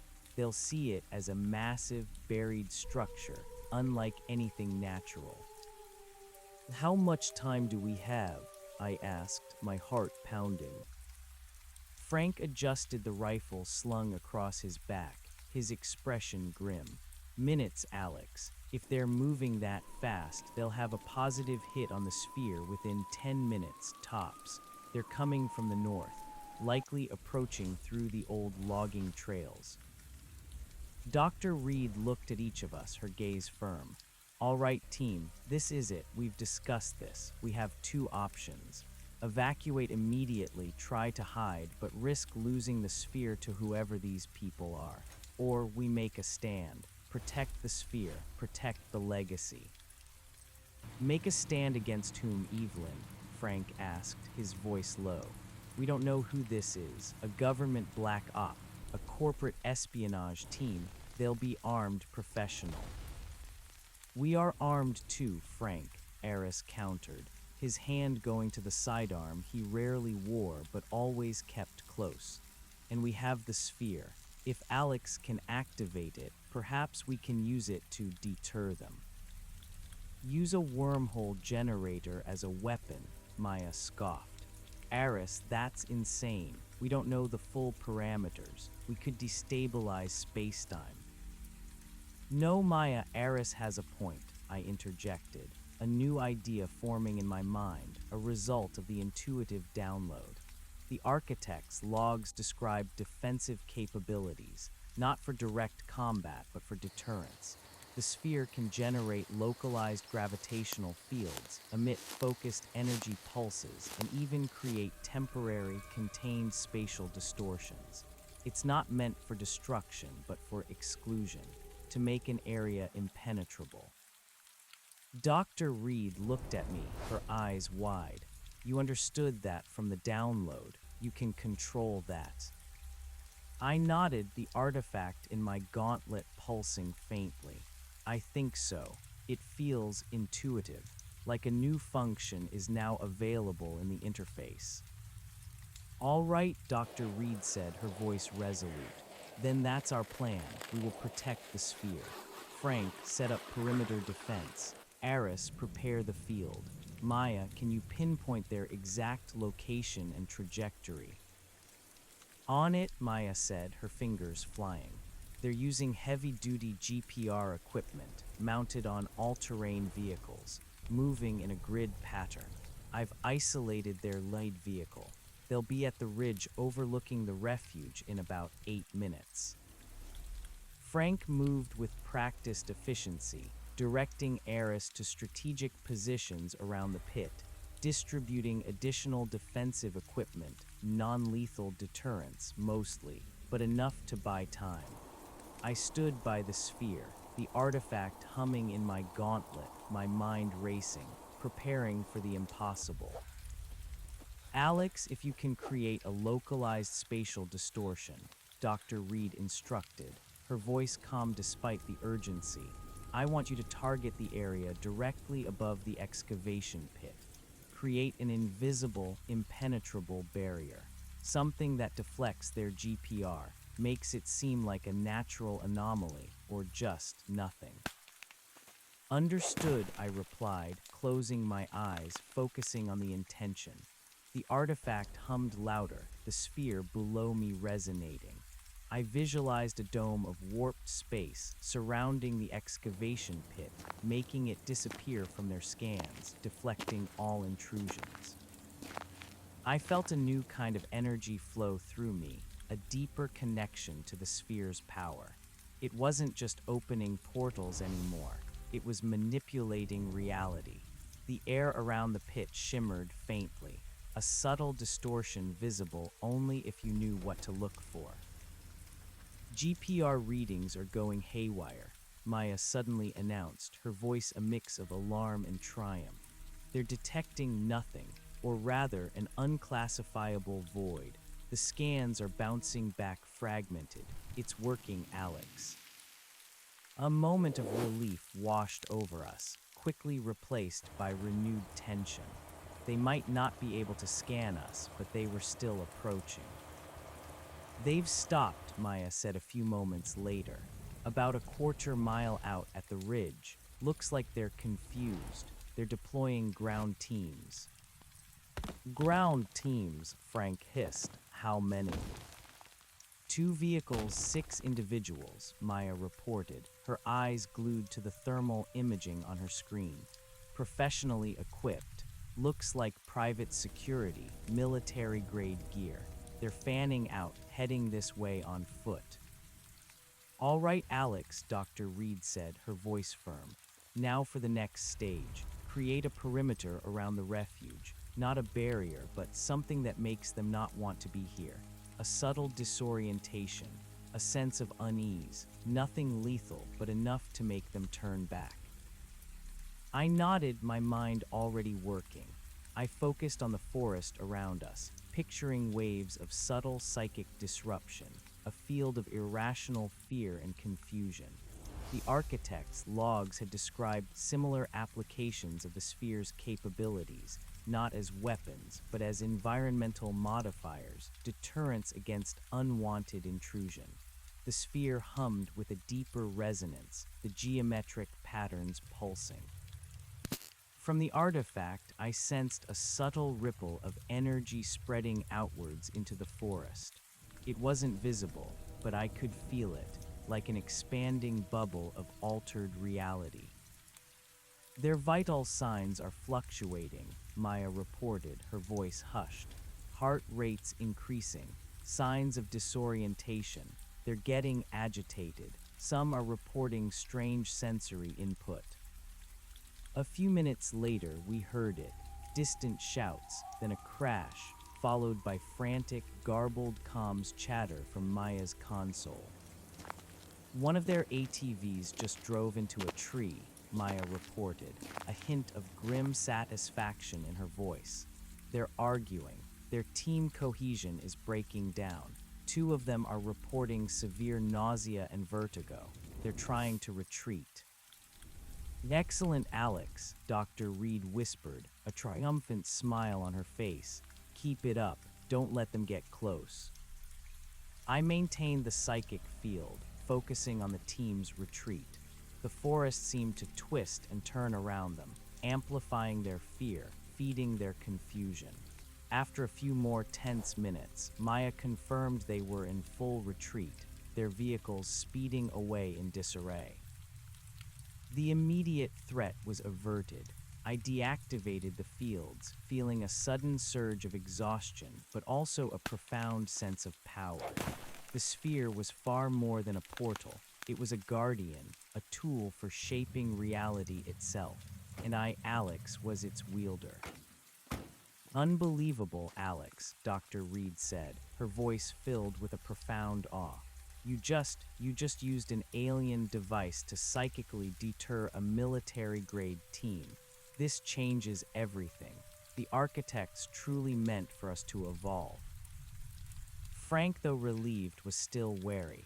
They'll be back, Evelyn. They know something is here now. They'll regroup, come back stronger, with more people, more resources. He's right, Eris agreed, holstering his weapon. We've bought ourselves some time, but not much. We need to decide, and quickly. What do we do now? The question hung heavy in the air. The external pressure had forced our philosophical debate into a critical juncture. We could no longer keep this secret indefinitely. Over the next few days, we remained on high alert. Maya established a sophisticated early warning system, drawing on satellite data, remote sensors, and even tapping into obscure atmospheric monitoring networks to detect any unusual activity in the region. Frank expanded his perimeter defenses, using mundane but effective booby traps and surveillance drones to supplement Maya's high-tech solutions. I, meanwhile, dedicated myself to understanding the full extent of the sphere's abilities and the implications of my own evolving consciousness. The intuitive connection to the artifact deepened with each passing hour. I found myself processing information faster, seeing patterns in data that would have been invisible to me before, and even experiencing fleeting moments of what felt like precognition, a sense of what was about to happen, a subtle shift in probabilities. The architect's logs, which Maya and Dr. Reed continued to decipher, confirmed my intuitive understanding. The genetic markers were designed to facilitate a gradual ascension, a process of integrating with the cosmic mind, transcending the limitations of individual consciousness. The sphere was a hub, a focal point for this process, meant to be activated and utilized by individuals with the specific genetic signature. They weren't just saving life, Alex, Dr. Reed explained one evening, her eyes distant, lost in thought. They were creating a new form of life, a network of interconnected consciousnesses spread across the galaxy, ensuring that even if physical forms perished, their essence, their knowledge, would endure and continue to grow. So what happens to me? I asked, a tremor in my voice. Am I changing, becoming something else? Dr. Reed looked at me with profound concern. The logs describe a process that can take centuries, millennia. It's not an overnight transformation. But yes, Alex, you are changing. Your mind is expanding. You are becoming what the architects intended. This is why you are the key, the one who can bridge the gap between our world and theirs. The realization was both exhilarating and terrifying. My mundane life was not just shattered, it was being utterly remade. The external pressure continued to mount. Maya detected increasingly sophisticated reconnaissance drones, military-grade surveillance equipment, and even faint traces of specialized operatives attempting to infiltrate the forest far from the refuge. It was clear our deterrence had only piqued their interest, not eliminated it. Whoever they were powerful, persistent, and now convinced something extraordinary was buried here. We can't keep this up, Evelyn, Frank declared during a tense meeting. My resources are finite. We're 4 people against what could be a superpower. They'll escalate. Eventually, they'll send in a full assault team. We need a plan. The philosophical debate resurfaced with renewed urgency. We have to reveal it, Eris insisted. The world needs this knowledge. We can't hoard it while humanity faces a potential existential threat. The architect's legacy is for all of us. And risk unleashing chaos, war, Maya countered, her voice tight with stress. Look at what happened with the GPR team. They came with force, not curiosity. Imagine what governments would do if they knew about interstellar travel, about consciousness evolution. Dr. Reed looked at me, her expression unreadable. Alex, what do your insights tell you? I closed my eyes, reaching out not just to the artifact, but to the deeper understanding it had awakened within me. I saw probabilities, patterns, echoes of the architect's wisdom. The architects believed in guided evolution, not forced revolution, I said, opening my eyes. They left clues, not commands. They understood the dangers of premature revelation. Humanity as a whole is not ready for the full scope of this. Not yet, but we can't keep it hidden forever either. The pressure is too great. The world is changing too fast. So what's the middle ground? Frank asked, frustration etched on his face. We use the sphere's capabilities, but strategically, I proposed, a plan forming in my mind. The architects prepared for scenarios like this. They built in a failsafe, a way to reveal their legacy on their own terms if needed, not to humanity at large, but to a chosen few, to those who are ready to receive it. Dr. Reed leaned forward, her eyes gleaming. What are you suggesting, Alex? The beacon on Elias 7, I explained. It's not just broadcasting, it's also a receiver looking for a response. The architects designed a system for their seeded worlds to connect. What if we use that system? What if we don't reveal the sphere to the entire planet, but activate the full network? Connect to other arc spheres. There might be others out there, other descendants of the progenitor lineage, other guardians. Maya gasped. You mean, use the sphere to establish contact with other architect-seeded worlds, create an intergalactic network of like-minded individuals, a new kind of humanity prepared for this legacy. Exactly, I affirmed. The architect's log spoke of nodes of awakening, individuals or small groups who discovered the arc spheres and began the ascension process. They were meant to form a new, interconnected consciousness. We don't have to reveal it to the world. We can reveal it to each other, to those who share this legacy, this potential. Eris's eyes lit up. This is brilliant, Alex. It honors the architect's intentions. It provides a path forward, a way to share the burden and the knowledge without risking global catastrophe. But how do we find them? Frank asked, still cautious. How do we know who to trust? What if we connect with something hostile? The architect's network has built-in safeguards, I explained, my intuitive understanding deepening. The beacon on Elias 7 isn't just an open signal. It's encoded with our genetic signature, with the architect's specific frequency. Only those attuned to it, those with the progenitor lineage, could understand and respond. It's a call to family, not to strangers, and the sphere itself can filter for intent, for resonance. Dr. Reed made her decision. This is our path forward. We will establish contact with the architect's network. We will seek out the nodes of awakening. Alex, this means you will need to operate the sphere and the Elias 7 beacon at full power. It will be an immense strain, both physically and mentally. Are you ready for that? I took a deep breath. The thought of connecting with an entire galactic network, of becoming a conduit for such immense power, was daunting. But the alternative, watching the sphere fall into the wrong hands, seeing its potential twisted, was far worse. I'm ready, Evelyn, I said, my voice firm. This is what I was meant to do. Our new mission began with a frantic intensity. Maya focused on adapting the sphere's communication protocols to fully interface with the Elia's 7 beacon, maximizing its range and signal strength.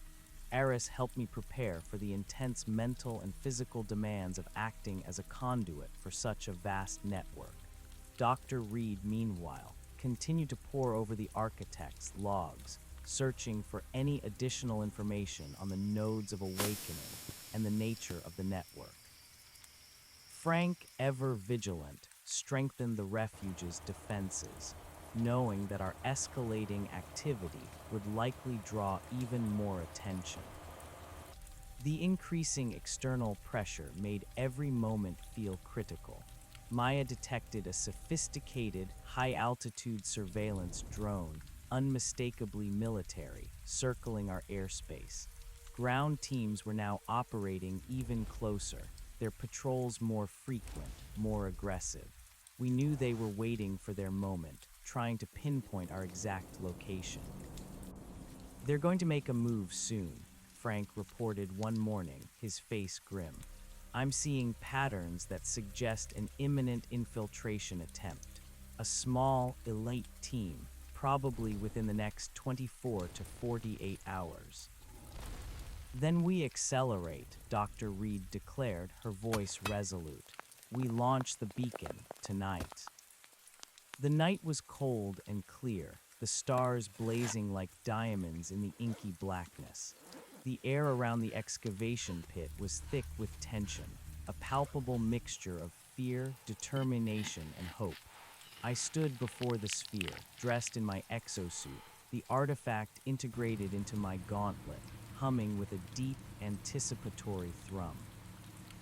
Dr. Reed, Maya, and Eris were at their consoles, their faces illuminated by the flickering screens. Frank was at his post, a silent, watchful guardian.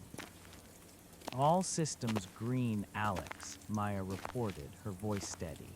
"Elia's 7 portal stable. Beacon interface ready. This is it." I closed my eyes, focusing on the intention: connect, awaken, find the others. The artifact pulsed violently, and the sphere below me began to resonate with an almost deafening hum. The geometric patterns on its surface flared with an intense, blinding light. I felt the familiar disorientation as the portal to Elia's 7 opened. But this time it was different. It felt like an extension of myself, a direct conduit to the distant world. I pushed through it, landing softly in the glowing clearing. The monolith stood before me, pulsing with its own internal light. The crystalline beacon I had found was nestled at its base, shimmering. "I'm on Elia's 7, I reported, my voice vibrating with the surge of power. "Monolith active, beacon prepared."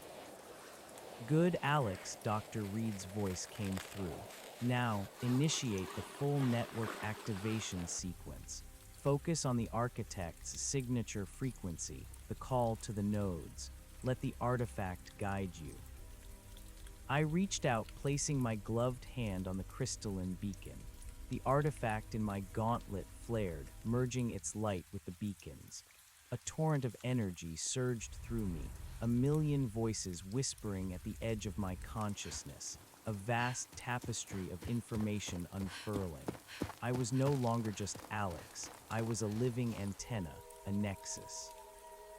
The beacon glowed with an incredible intensity, casting long, strange shadows across the alien clearing. A beam of pure, shimmering light shot up from it, piercing the violet and orange sky of Elia's 7, extending into the inky blackness of space.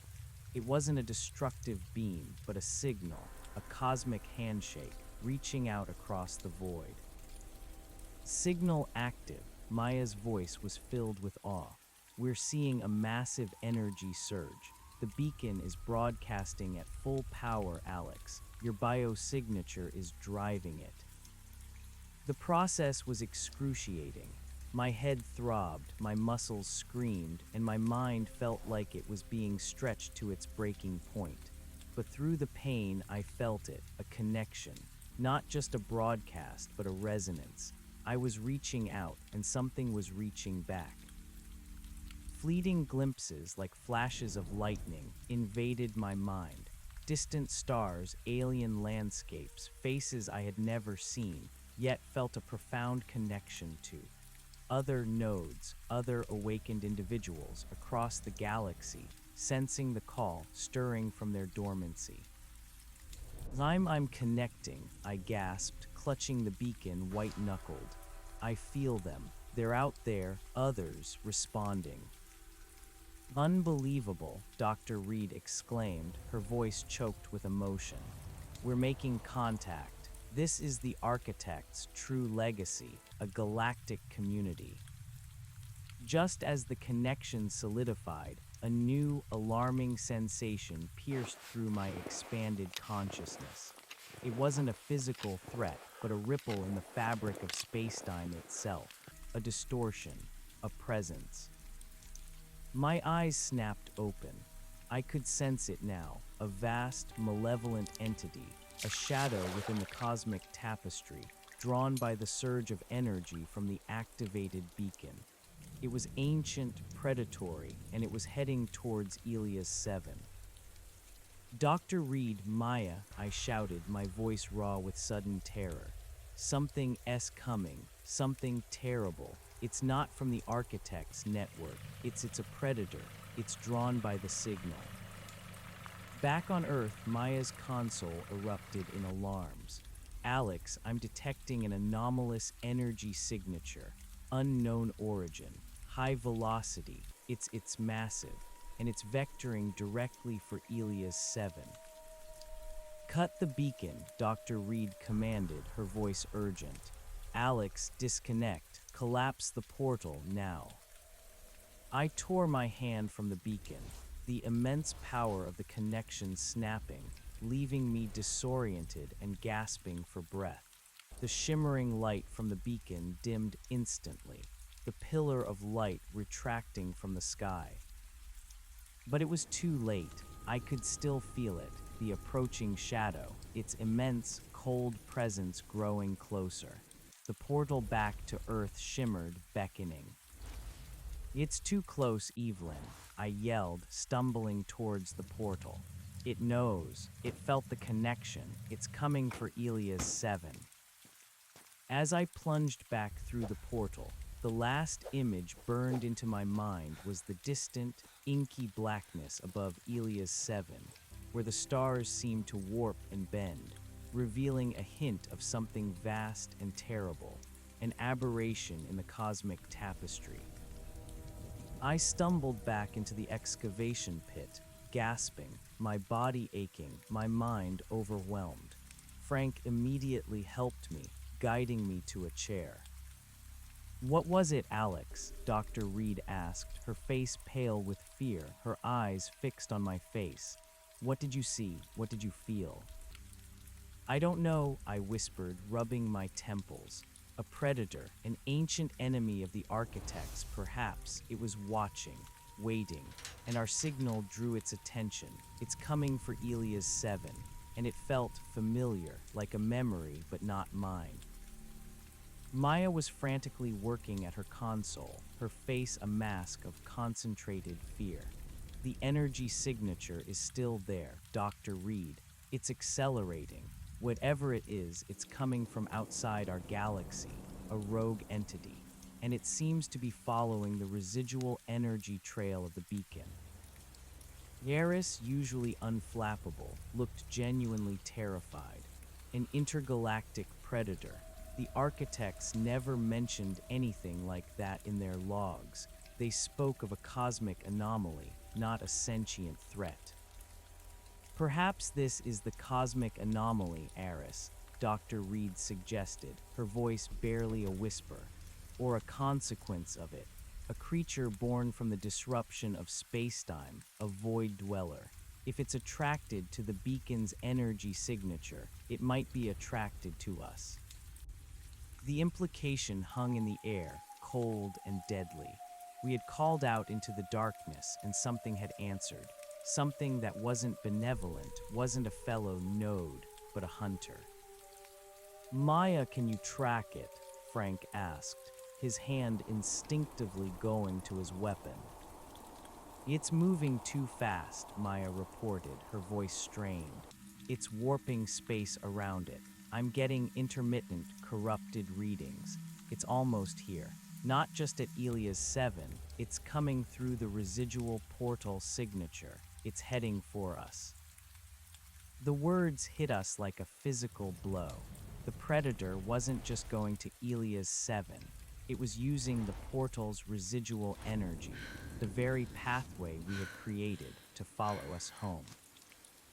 The sphere, which had been dormant since I deactivated the beacon, suddenly pulsed, its geometric patterns flaring with a deep, unsettling red light.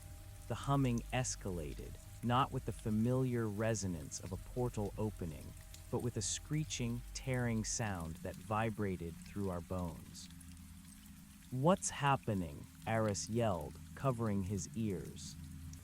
"It's trying to force its way through," Maya screamed, pointing at the sphere.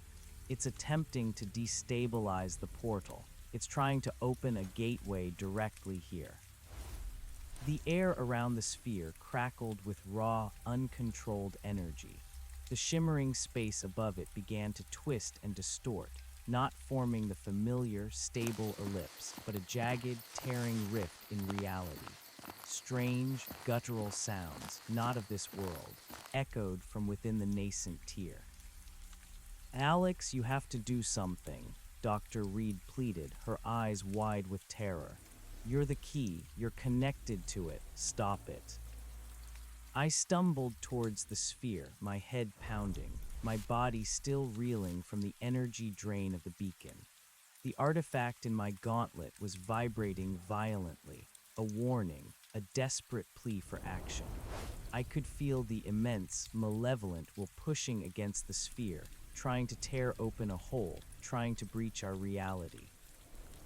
My intuitive understanding, my expanded consciousness, suddenly presented me with options, protocols, defenses that the architects had embedded in the sphere, meant for just such a scenario. It wasn't about fighting the entity directly, but about sealing the breach, locking it out. I placed my trembling hands on the sphere, pouring all my remaining will, all my intuitive understanding into the artifact. I visualized a barrier, an impenetrable wall of warped spacetime, not just around our refuge, but around the portal itself, severing the connection, isolating the entity in the void. The red light on the sphere intensified, then pulsed with a blinding blue flash. The tearing sound reached a crescendo, a horrific shriek that seemed to rip the air itself. Then, with a deafening thump that shook the entire excavation pit, the jagged rift above the sphere collapsed inwards, vanishing as if it had never been there. The sphere immediately returned to its dormant state, its patterns dark, its hum silent. A profound silence descended upon the pit, broken only by our ragged breathing. We stared at the inert sphere, then at each other, our faces etched with disbelief and relief. "It's gone," Maya whispered, her voice hoarse. "The energy signature, it's gone. The breach is sealed. Alex, you closed it." I leaned against the sphere, utterly spent, my legs threatening to give out. My head throbbed, and a faint taste of ozone lingered on my tongue. I had done it. I had averted a cosmic catastrophe, for now. Frank rushed to my side, steadying me. "You all right, kid? What was that thing?" "I don't know, Frank," I whispered, looking at the silent sphere. "But I think the architects knew about it. They built in the defensive protocols for a reason." Dr. Reed slowly approached the sphere, her eyes filled with a new, somber understanding. They faced this predator, this thing that hunts connections, that feasts on awakened consciousness. This is why they were so cautious. This is why their legacy was hidden, dormant, waiting for the right moment. Yaris, his face still pale, nodded. The cosmic anomaly they spoke of, perhaps it wasn't just a natural phenomenon.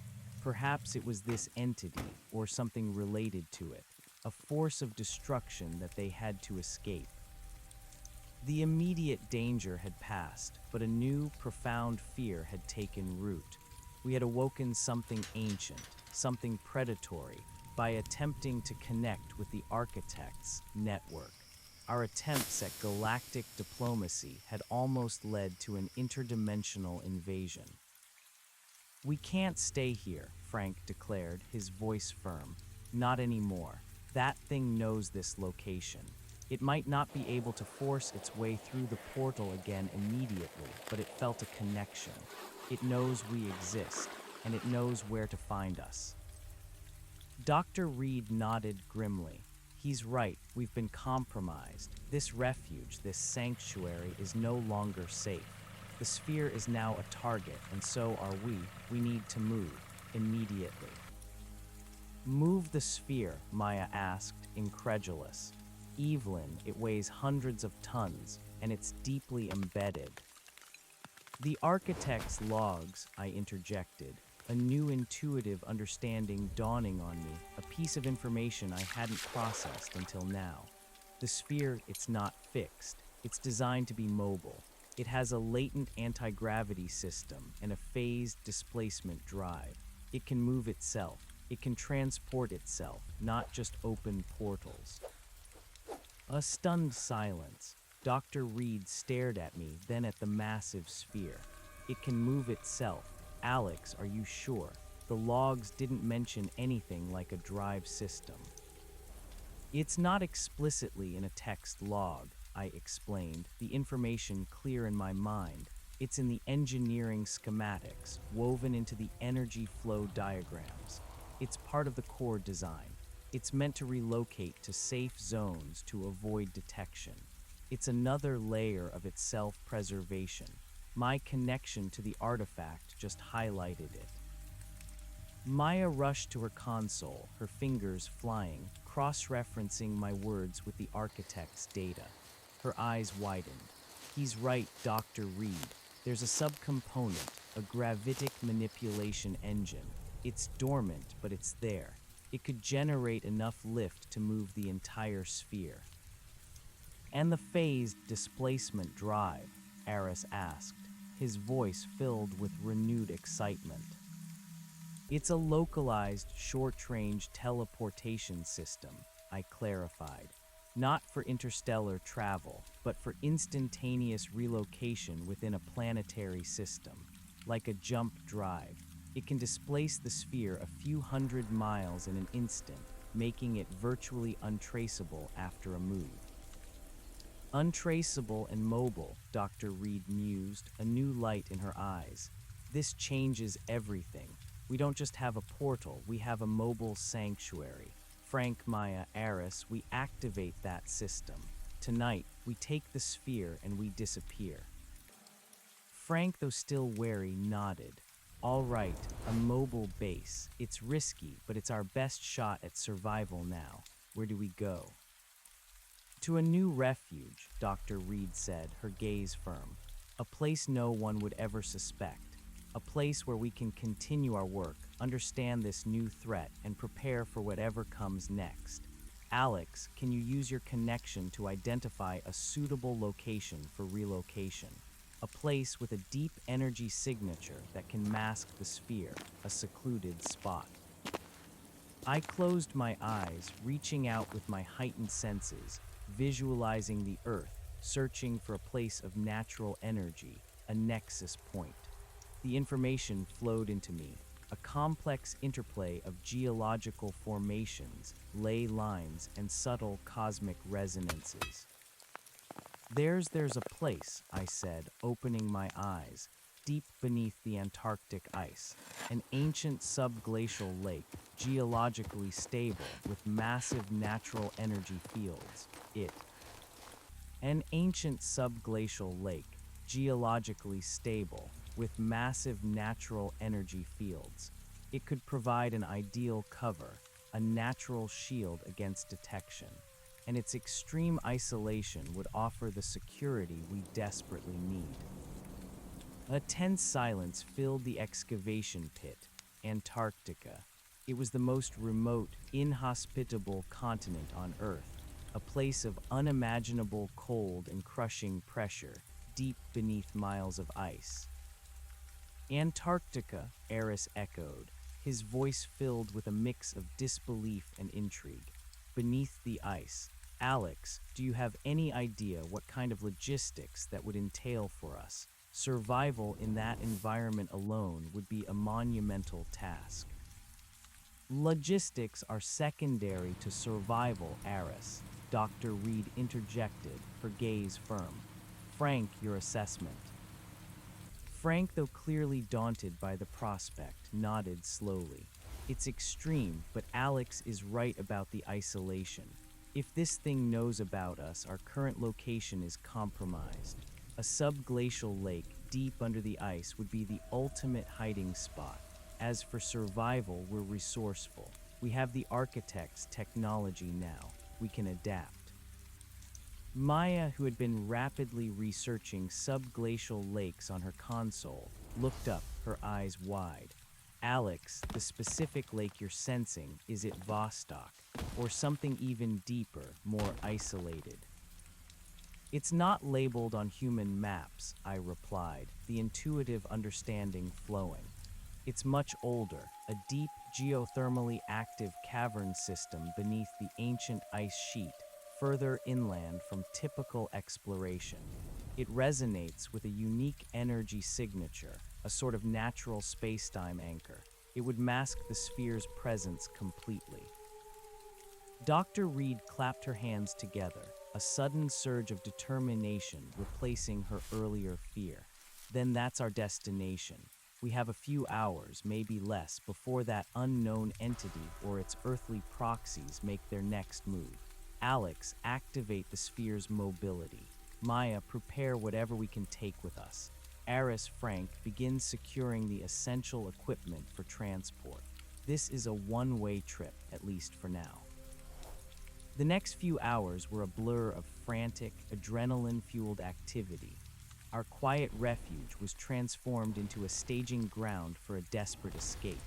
We stripped the laboratory of critical equipment, servers, data drives, portable power sources, environmental controls, medical supplies, and our personal effects. Anything deemed non-essential was abandoned, left behind as a decoy, or simply because there wasn't enough space or time. Maya worked with incredible speed, adapting our power systems to interface directly with the sphere's gravitic and displacement drives.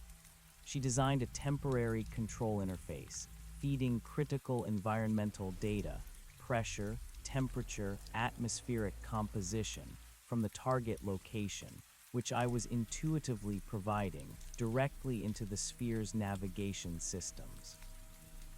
Eris and Frank, moving with grim efficiency, packed what they could. The excavation pit, usually a place of wonder and discovery, now felt like a tomb we were desperately fleeing. Alex, the sphere's systems are responding, Maya called out, her voice tight with concentration. The gravitic lifters are coming online. We're going to have to manually adjust the displacement coordinates based on your real-time input. This isn't a gentle teleportation. It's a controlled jump. Anything not secured will become a projectile. I stood by the sphere, the artifact glowing steadily in my gauntlet, my mind a nexus of conflicting emotions, fear of the unknown, exhilaration at the sphere's capabilities, and the crushing weight of responsibility. I felt the immense power of the sphere thrumming beneath my hands, a silent behemoth waking from its long slumber. All right, team, Dr. Reed's voice cut through the tension. Final checks. Is everyone secured? Any loose objects? Frank, Eris, are you strapped in? We had installed temporary harnesses, crude but effective, bolted directly into the sphere's inner surface. It was a cavernous space, but the central platform where we had set up our lab was relatively small. The massive walls of the sphere towered around us. Ready, Evelyn, Frank called out, securing the last of our supplies. Eris gave a thumbs up, his face pale but resolute. Alex, I'm sending the initial command sequence, Maya said, her fingers hovering over a makeshift console. The sphere's gravitic drives are active. I'm seeing liftoff. Get ready for the displacement jump. I closed my eyes, focusing on the coordinates I held in my mind, the deep, dark, silent world beneath the Antarctic ice. I felt the sphere vibrate, a low growl beneath my feet, and then a faint sense of lightness, as if the immense weight had suddenly been lifted. We were rising out of the excavation pit, out of the hidden refuge. Displacement in T-minus 10 seconds. Maya's voice was high-pitched. Alex, confirm coordinates. Confirmed, I shouted, pouring my focus into the destination. The hidden lake, the ancient ice, the natural energy fields. 5, 4, 3, 2, 1, jump. The world dissolved around us in a blinding flash of blue-white light. It wasn't a portal, not a tunnel of light, but an instantaneous, jarring relocation. One moment, we were in the excavation pit. The next, a profound, chilling darkness engulfed us. The air around us was bone-achingly cold, a stark contrast to the relative warmth of the sphere's interior, which was struggling to adapt. The impact of the landing was surprisingly soft, a gentle settling motion, but the sudden shift in atmospheric pressure and temperature was immediate and intense. The sphere's internal systems whirred to life, battling the external environment, desperately trying to equalize. Status report, Dr. Reed demanded, her voice cutting through the ringing in our ears. We're here, Maya gasped, her fingers flying across her console, her breath misting in the frigid air. Deep beneath the ice, I'm detecting immense pressure, extremely low temperatures outside. The sphere's environmental systems are compensating. It's working. I looked out of one of the sphere's reinforced viewports, which had just cycled open. What I saw was breathtaking and terrifying in equal measure. We were submerged in an enormous, inky black body of water, hundreds of feet below the surface of what seemed to be a vast subglacial lake. Above us, the water stretched upwards into an impossibly thick ceiling of ancient ice, glowing faintly with an ethereal blue light, reflecting the sphere's own internal illumination. The pressure was immense, but the sphere held, its structural integrity absolute. Around us, the lakebed was rugged and rocky, with strange, luminescent geological formations. But what truly caught my attention was the sheer scale of the cavern. It was enormous, far larger than any known subglacial lake, stretching for miles in every direction, lost in the gloom. This wasn't just a lake, it was an ocean hidden beneath the world. Unbelievable, Eris whispered, pressing his face against the viewport. A world within a world. This is magnificent. Frank, ever practical, was already checking the sphere's integrity. External pressure holding, internal atmosphere stabilizing. We're operational. But what about the air outside? Is there a breathable pocket? The coordinates Alex provided indicated a massive, geothermally active cavern system, not just a liquid lake, Maya explained, her console now displaying complex geological and atmospheric data. We're currently in the main lake, but there are immense sealed pockets of breathable air, warmed by hydrothermal vents further in. Alex, can you pinpoint the nearest viable base location? I closed my eyes, reaching out with my enhanced senses. The information flowed freely. There's a large, stable cavern complex about 5 miles east of our current position. It's naturally shielded, geothermally active, and has several large, flat platforms, ideal for setting up a permanent base. Dr. Reed nodded. Then that's our next move. Alex, can you initiate another short-range displacement jump directly into that cavern? We need to get out of the open water. The next jump was less jarring, as I had a clearer internal map of the destination. Again, the flash of light, the instantaneous relocation. This time, we settled onto a vast, flat platform of rock, hundreds of feet above the dark waters of a smaller, connected sublake. The cavern stretched upwards into an impossibly high ceiling, illuminated by the faint, eerie glow of bioluminescent fungi clinging to the rock walls, and the occasional burst of light from a hydrothermal vent. The air was warm, humid, and surprisingly breathable, rich with oxygen. "This is it," I announced, a profound sense of relief washing over me, the new refuge. The following weeks were a grueling test of our resilience and ingenuity. Our new home was breathtaking, but utterly alien. The challenges were immense. Environmental control. While the cavern was geothermally active, we still needed to regulate temperature, humidity, and atmospheric composition for our delicate equipment.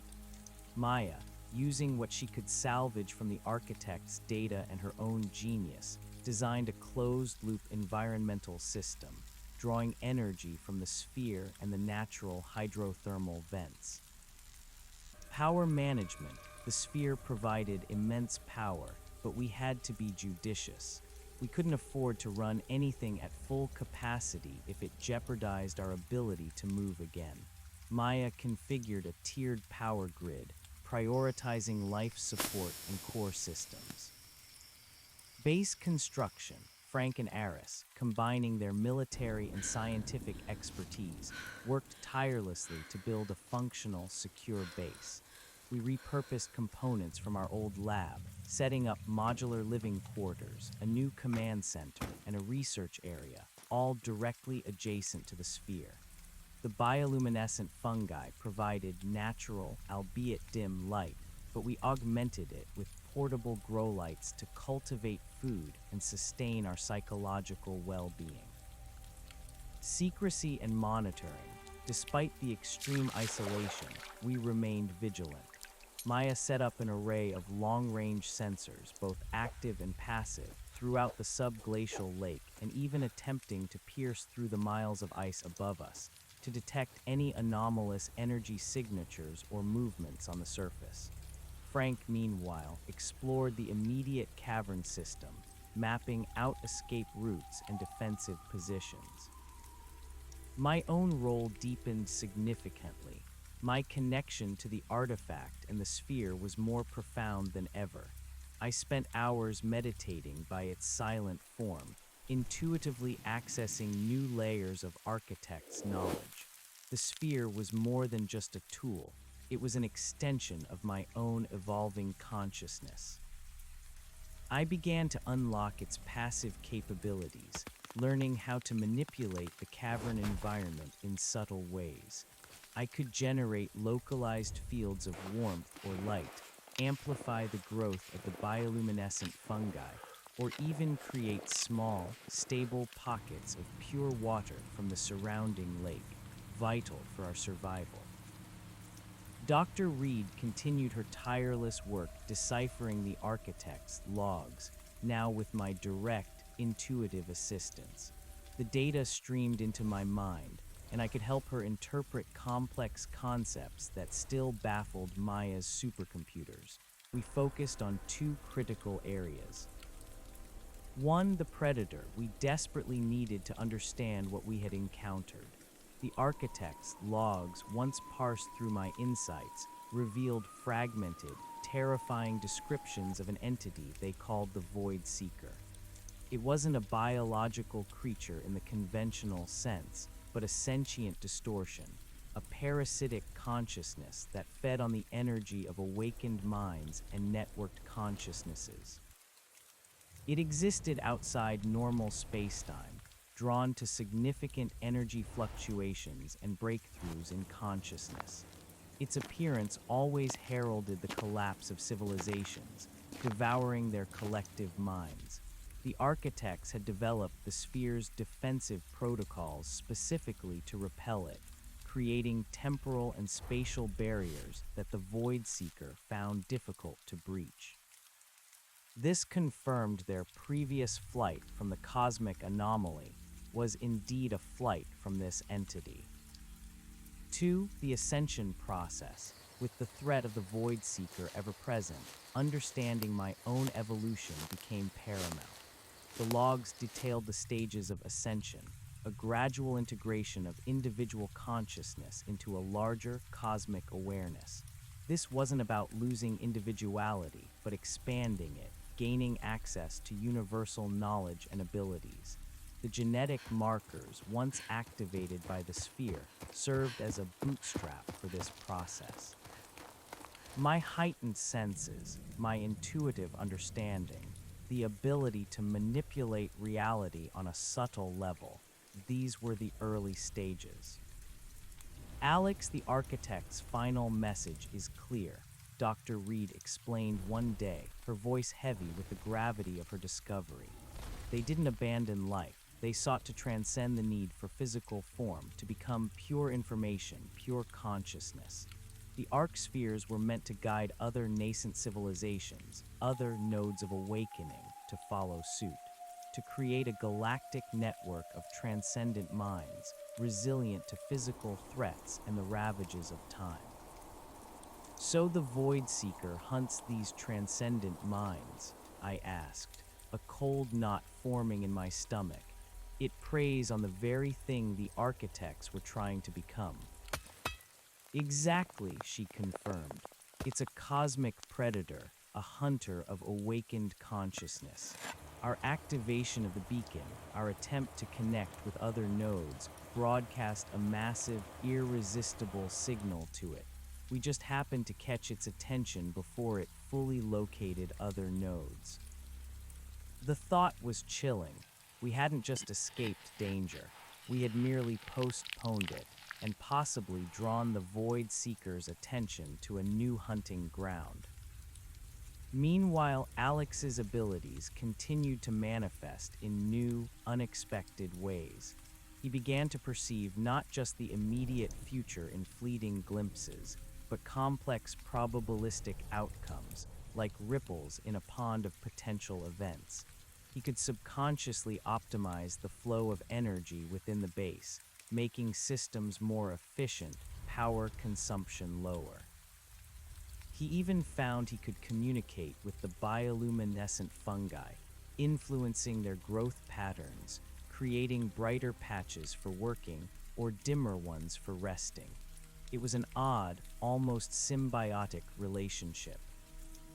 He's truly becoming a living extension of the architect's legacy, Eris observed one day, watching Alex subtly adjust the environmental controls of the sphere without touching a panel, a bridge between humanity and the next stage of consciousness.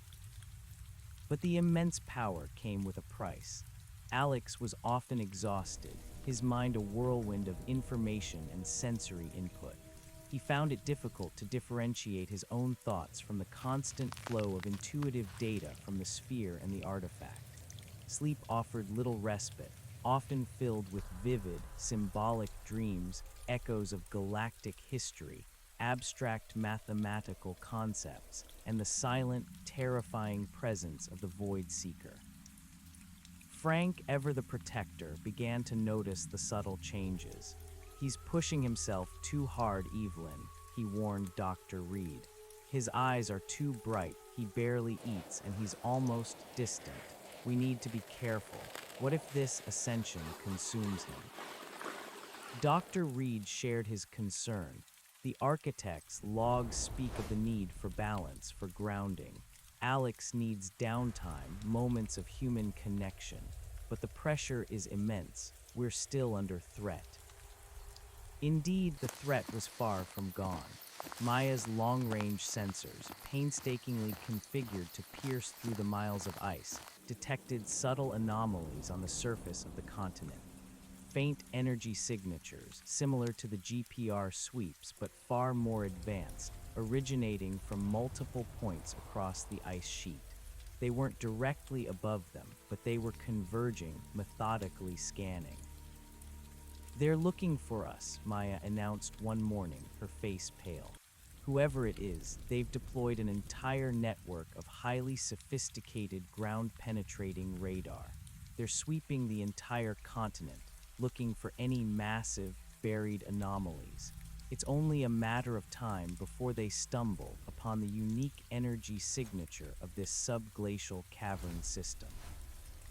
"How long is a matter of time, Maya?" Frank asked, his hand instinctively going to his sidearm.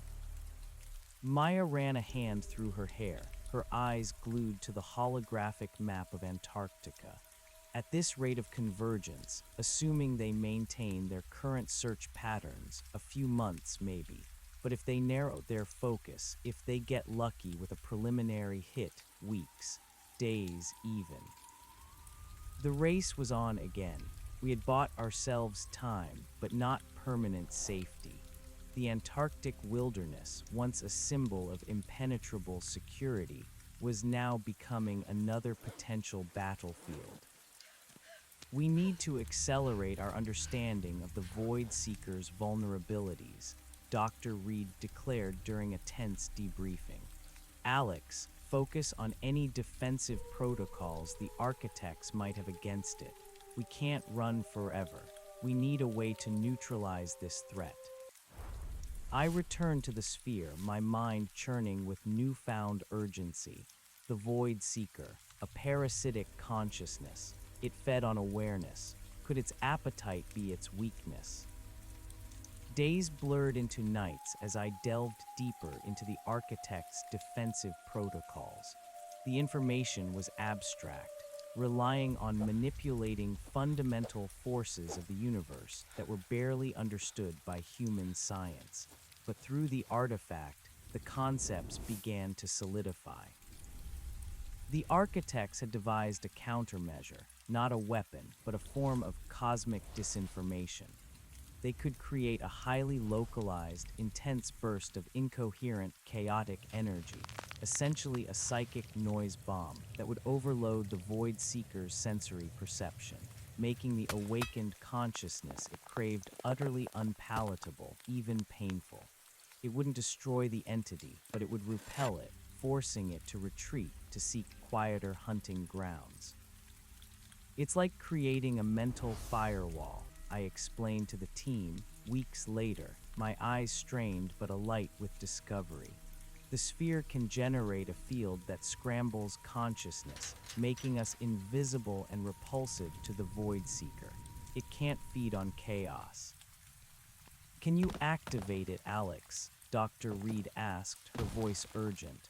"Can we generate this noise bomb?" "I think so," I replied, the artifact humming in my hand. "It requires immense energy, a focused burst from the sphere. It's a last resort, but it's a viable defense."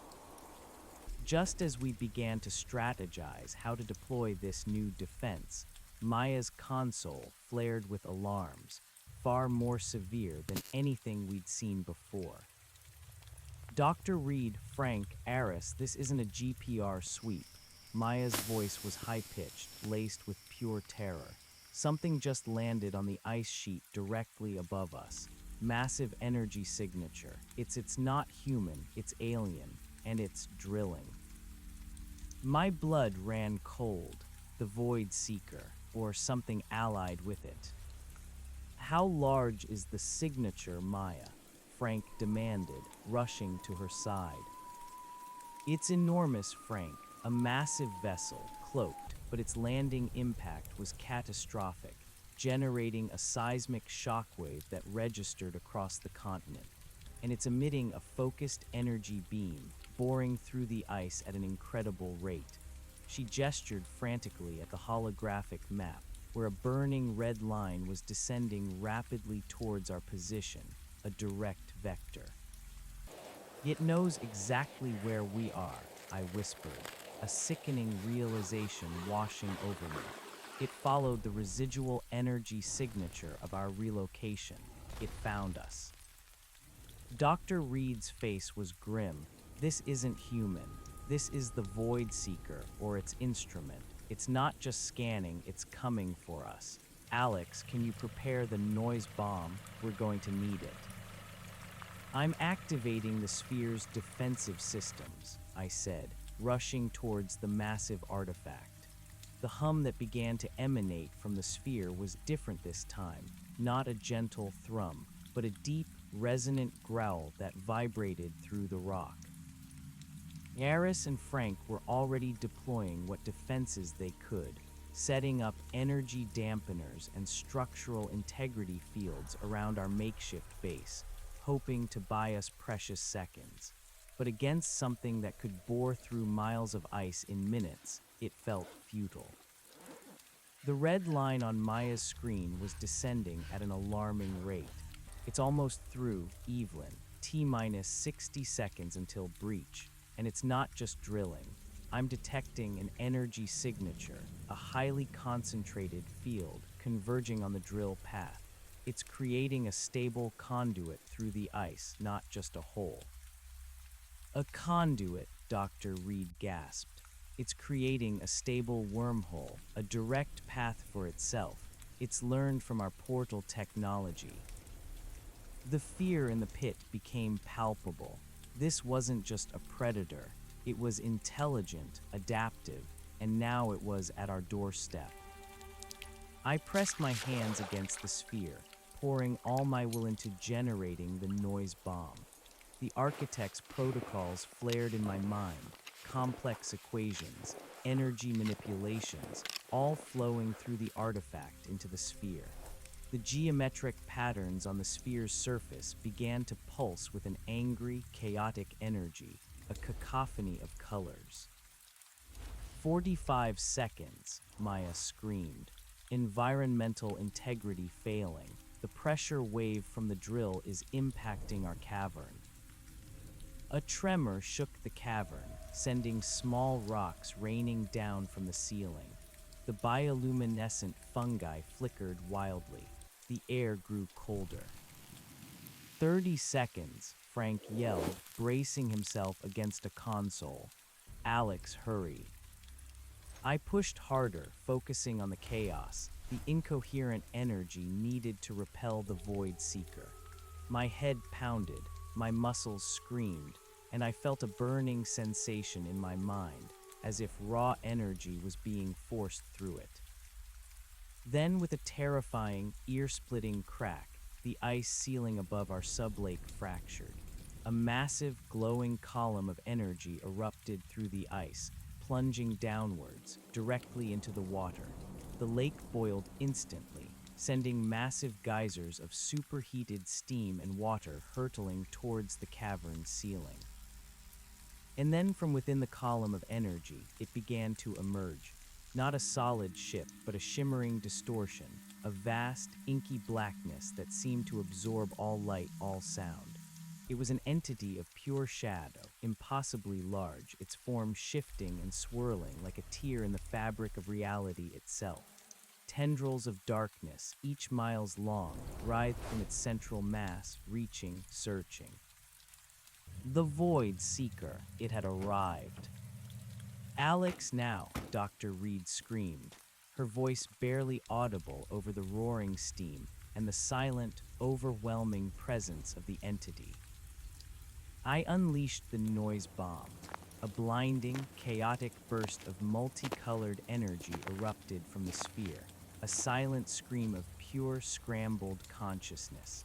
It wasn't a physical force, but a psychic assault, a wave of incoherent data designed to overload and repel. The Void Seeker reeled. The swirling darkness recoiled, its tendrils whipping back, its form flickering violently.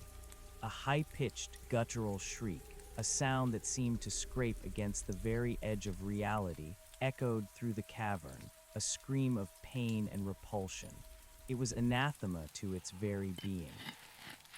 The entity thrashed, tearing at the superheated water, creating massive tidal waves that slammed against the cavern walls. It attempted to stabilize itself, its tendrils trying to find purchase, but the sphere's chaotic field made it blind, disoriented, unable to focus its immense will. "It's working, Alex," Maya yelled, her eyes wide with a mix of terror and triumph. "Its energy signature is fluctuating wildly. It's in distress." But the Void Seeker was ancient, powerful. Even disoriented, it lashed out, its tendrils of darkness sweeping across the sub-lake, impacting the cavern. The rock walls groaned under the pressure. Parts of the ceiling began to collapse. "It's tearing the cavern apart," Frank shouted, trying to shield Maya from falling debris. "We need to get out of here." "It knows we're here, Alex," Dr. Reed urged, her eyes fixed on the struggling entity. "The noise bomb will only deter it for so long. It will adapt. We need to leave. Can you use the displacement drive? Can we move the sphere again?" My mind raced, reeling from the feedback of the noise bomb, but focusing on the escape. The displacement drive. It could move us, but where? The Void Seeker would pursue, tracking our energy signature, even the residual one. Then a new insight, a deeper layer of architect's knowledge, bloomed in my mind. The sphere wasn't just a mobile sanctuary, it was also a starship. The displacement drive, when combined with its core energy systems and a specific set of coordinates, could initiate a true interstellar jump, a short-range leap across vast cosmic distances, not just within a planetary system. It was designed as a final escape mechanism, a way to flee a compromised system entirely. "We can't stay on Earth," I shouted, pushing myself to my feet. "It will follow us. The sphere, it's a starship. It can jump, not just a few hundred miles, but light years, to another system." A stunned silence fell over the team, even as the cavern shook violently around us. "A starship," Eris breathed, his voice filled with disbelief and awe. "Alex, are you sure? The logs never explicitly mentioned interstellar travel for the sphere itself." "It's encoded in the deep schematics, a dormant function," I explained, the words flowing from me. "A cosmic emergency exit. It requires a specific set of stellar coordinates, a designated safe haven, pre-programmed by the architects, and I know where it is." Dr. Reed looked at me, her face pale but resolute. "Where, Alex?" "Elias 7, I replied, the connection to the shimmering emerald world now clear in my mind. The architects designated Elias 7 as a primary safe zone, a nexus in their network. It has an energy signature that can be masked by the planet's unique ecosystem, a perfect hiding place from the Void Seeker." Frank stared at me, then at the churning darkness of the Void Seeker, then at the massive sphere. "Interstellar travel from deep under the Antarctic ice. Are you insane, Alex? We don't even know if it's safe on Elias 7. What if that thing is waiting there? What if it followed us but arrived sooner?" "The noise bomb should deter it for a time, give us a window," I countered, my voice firm despite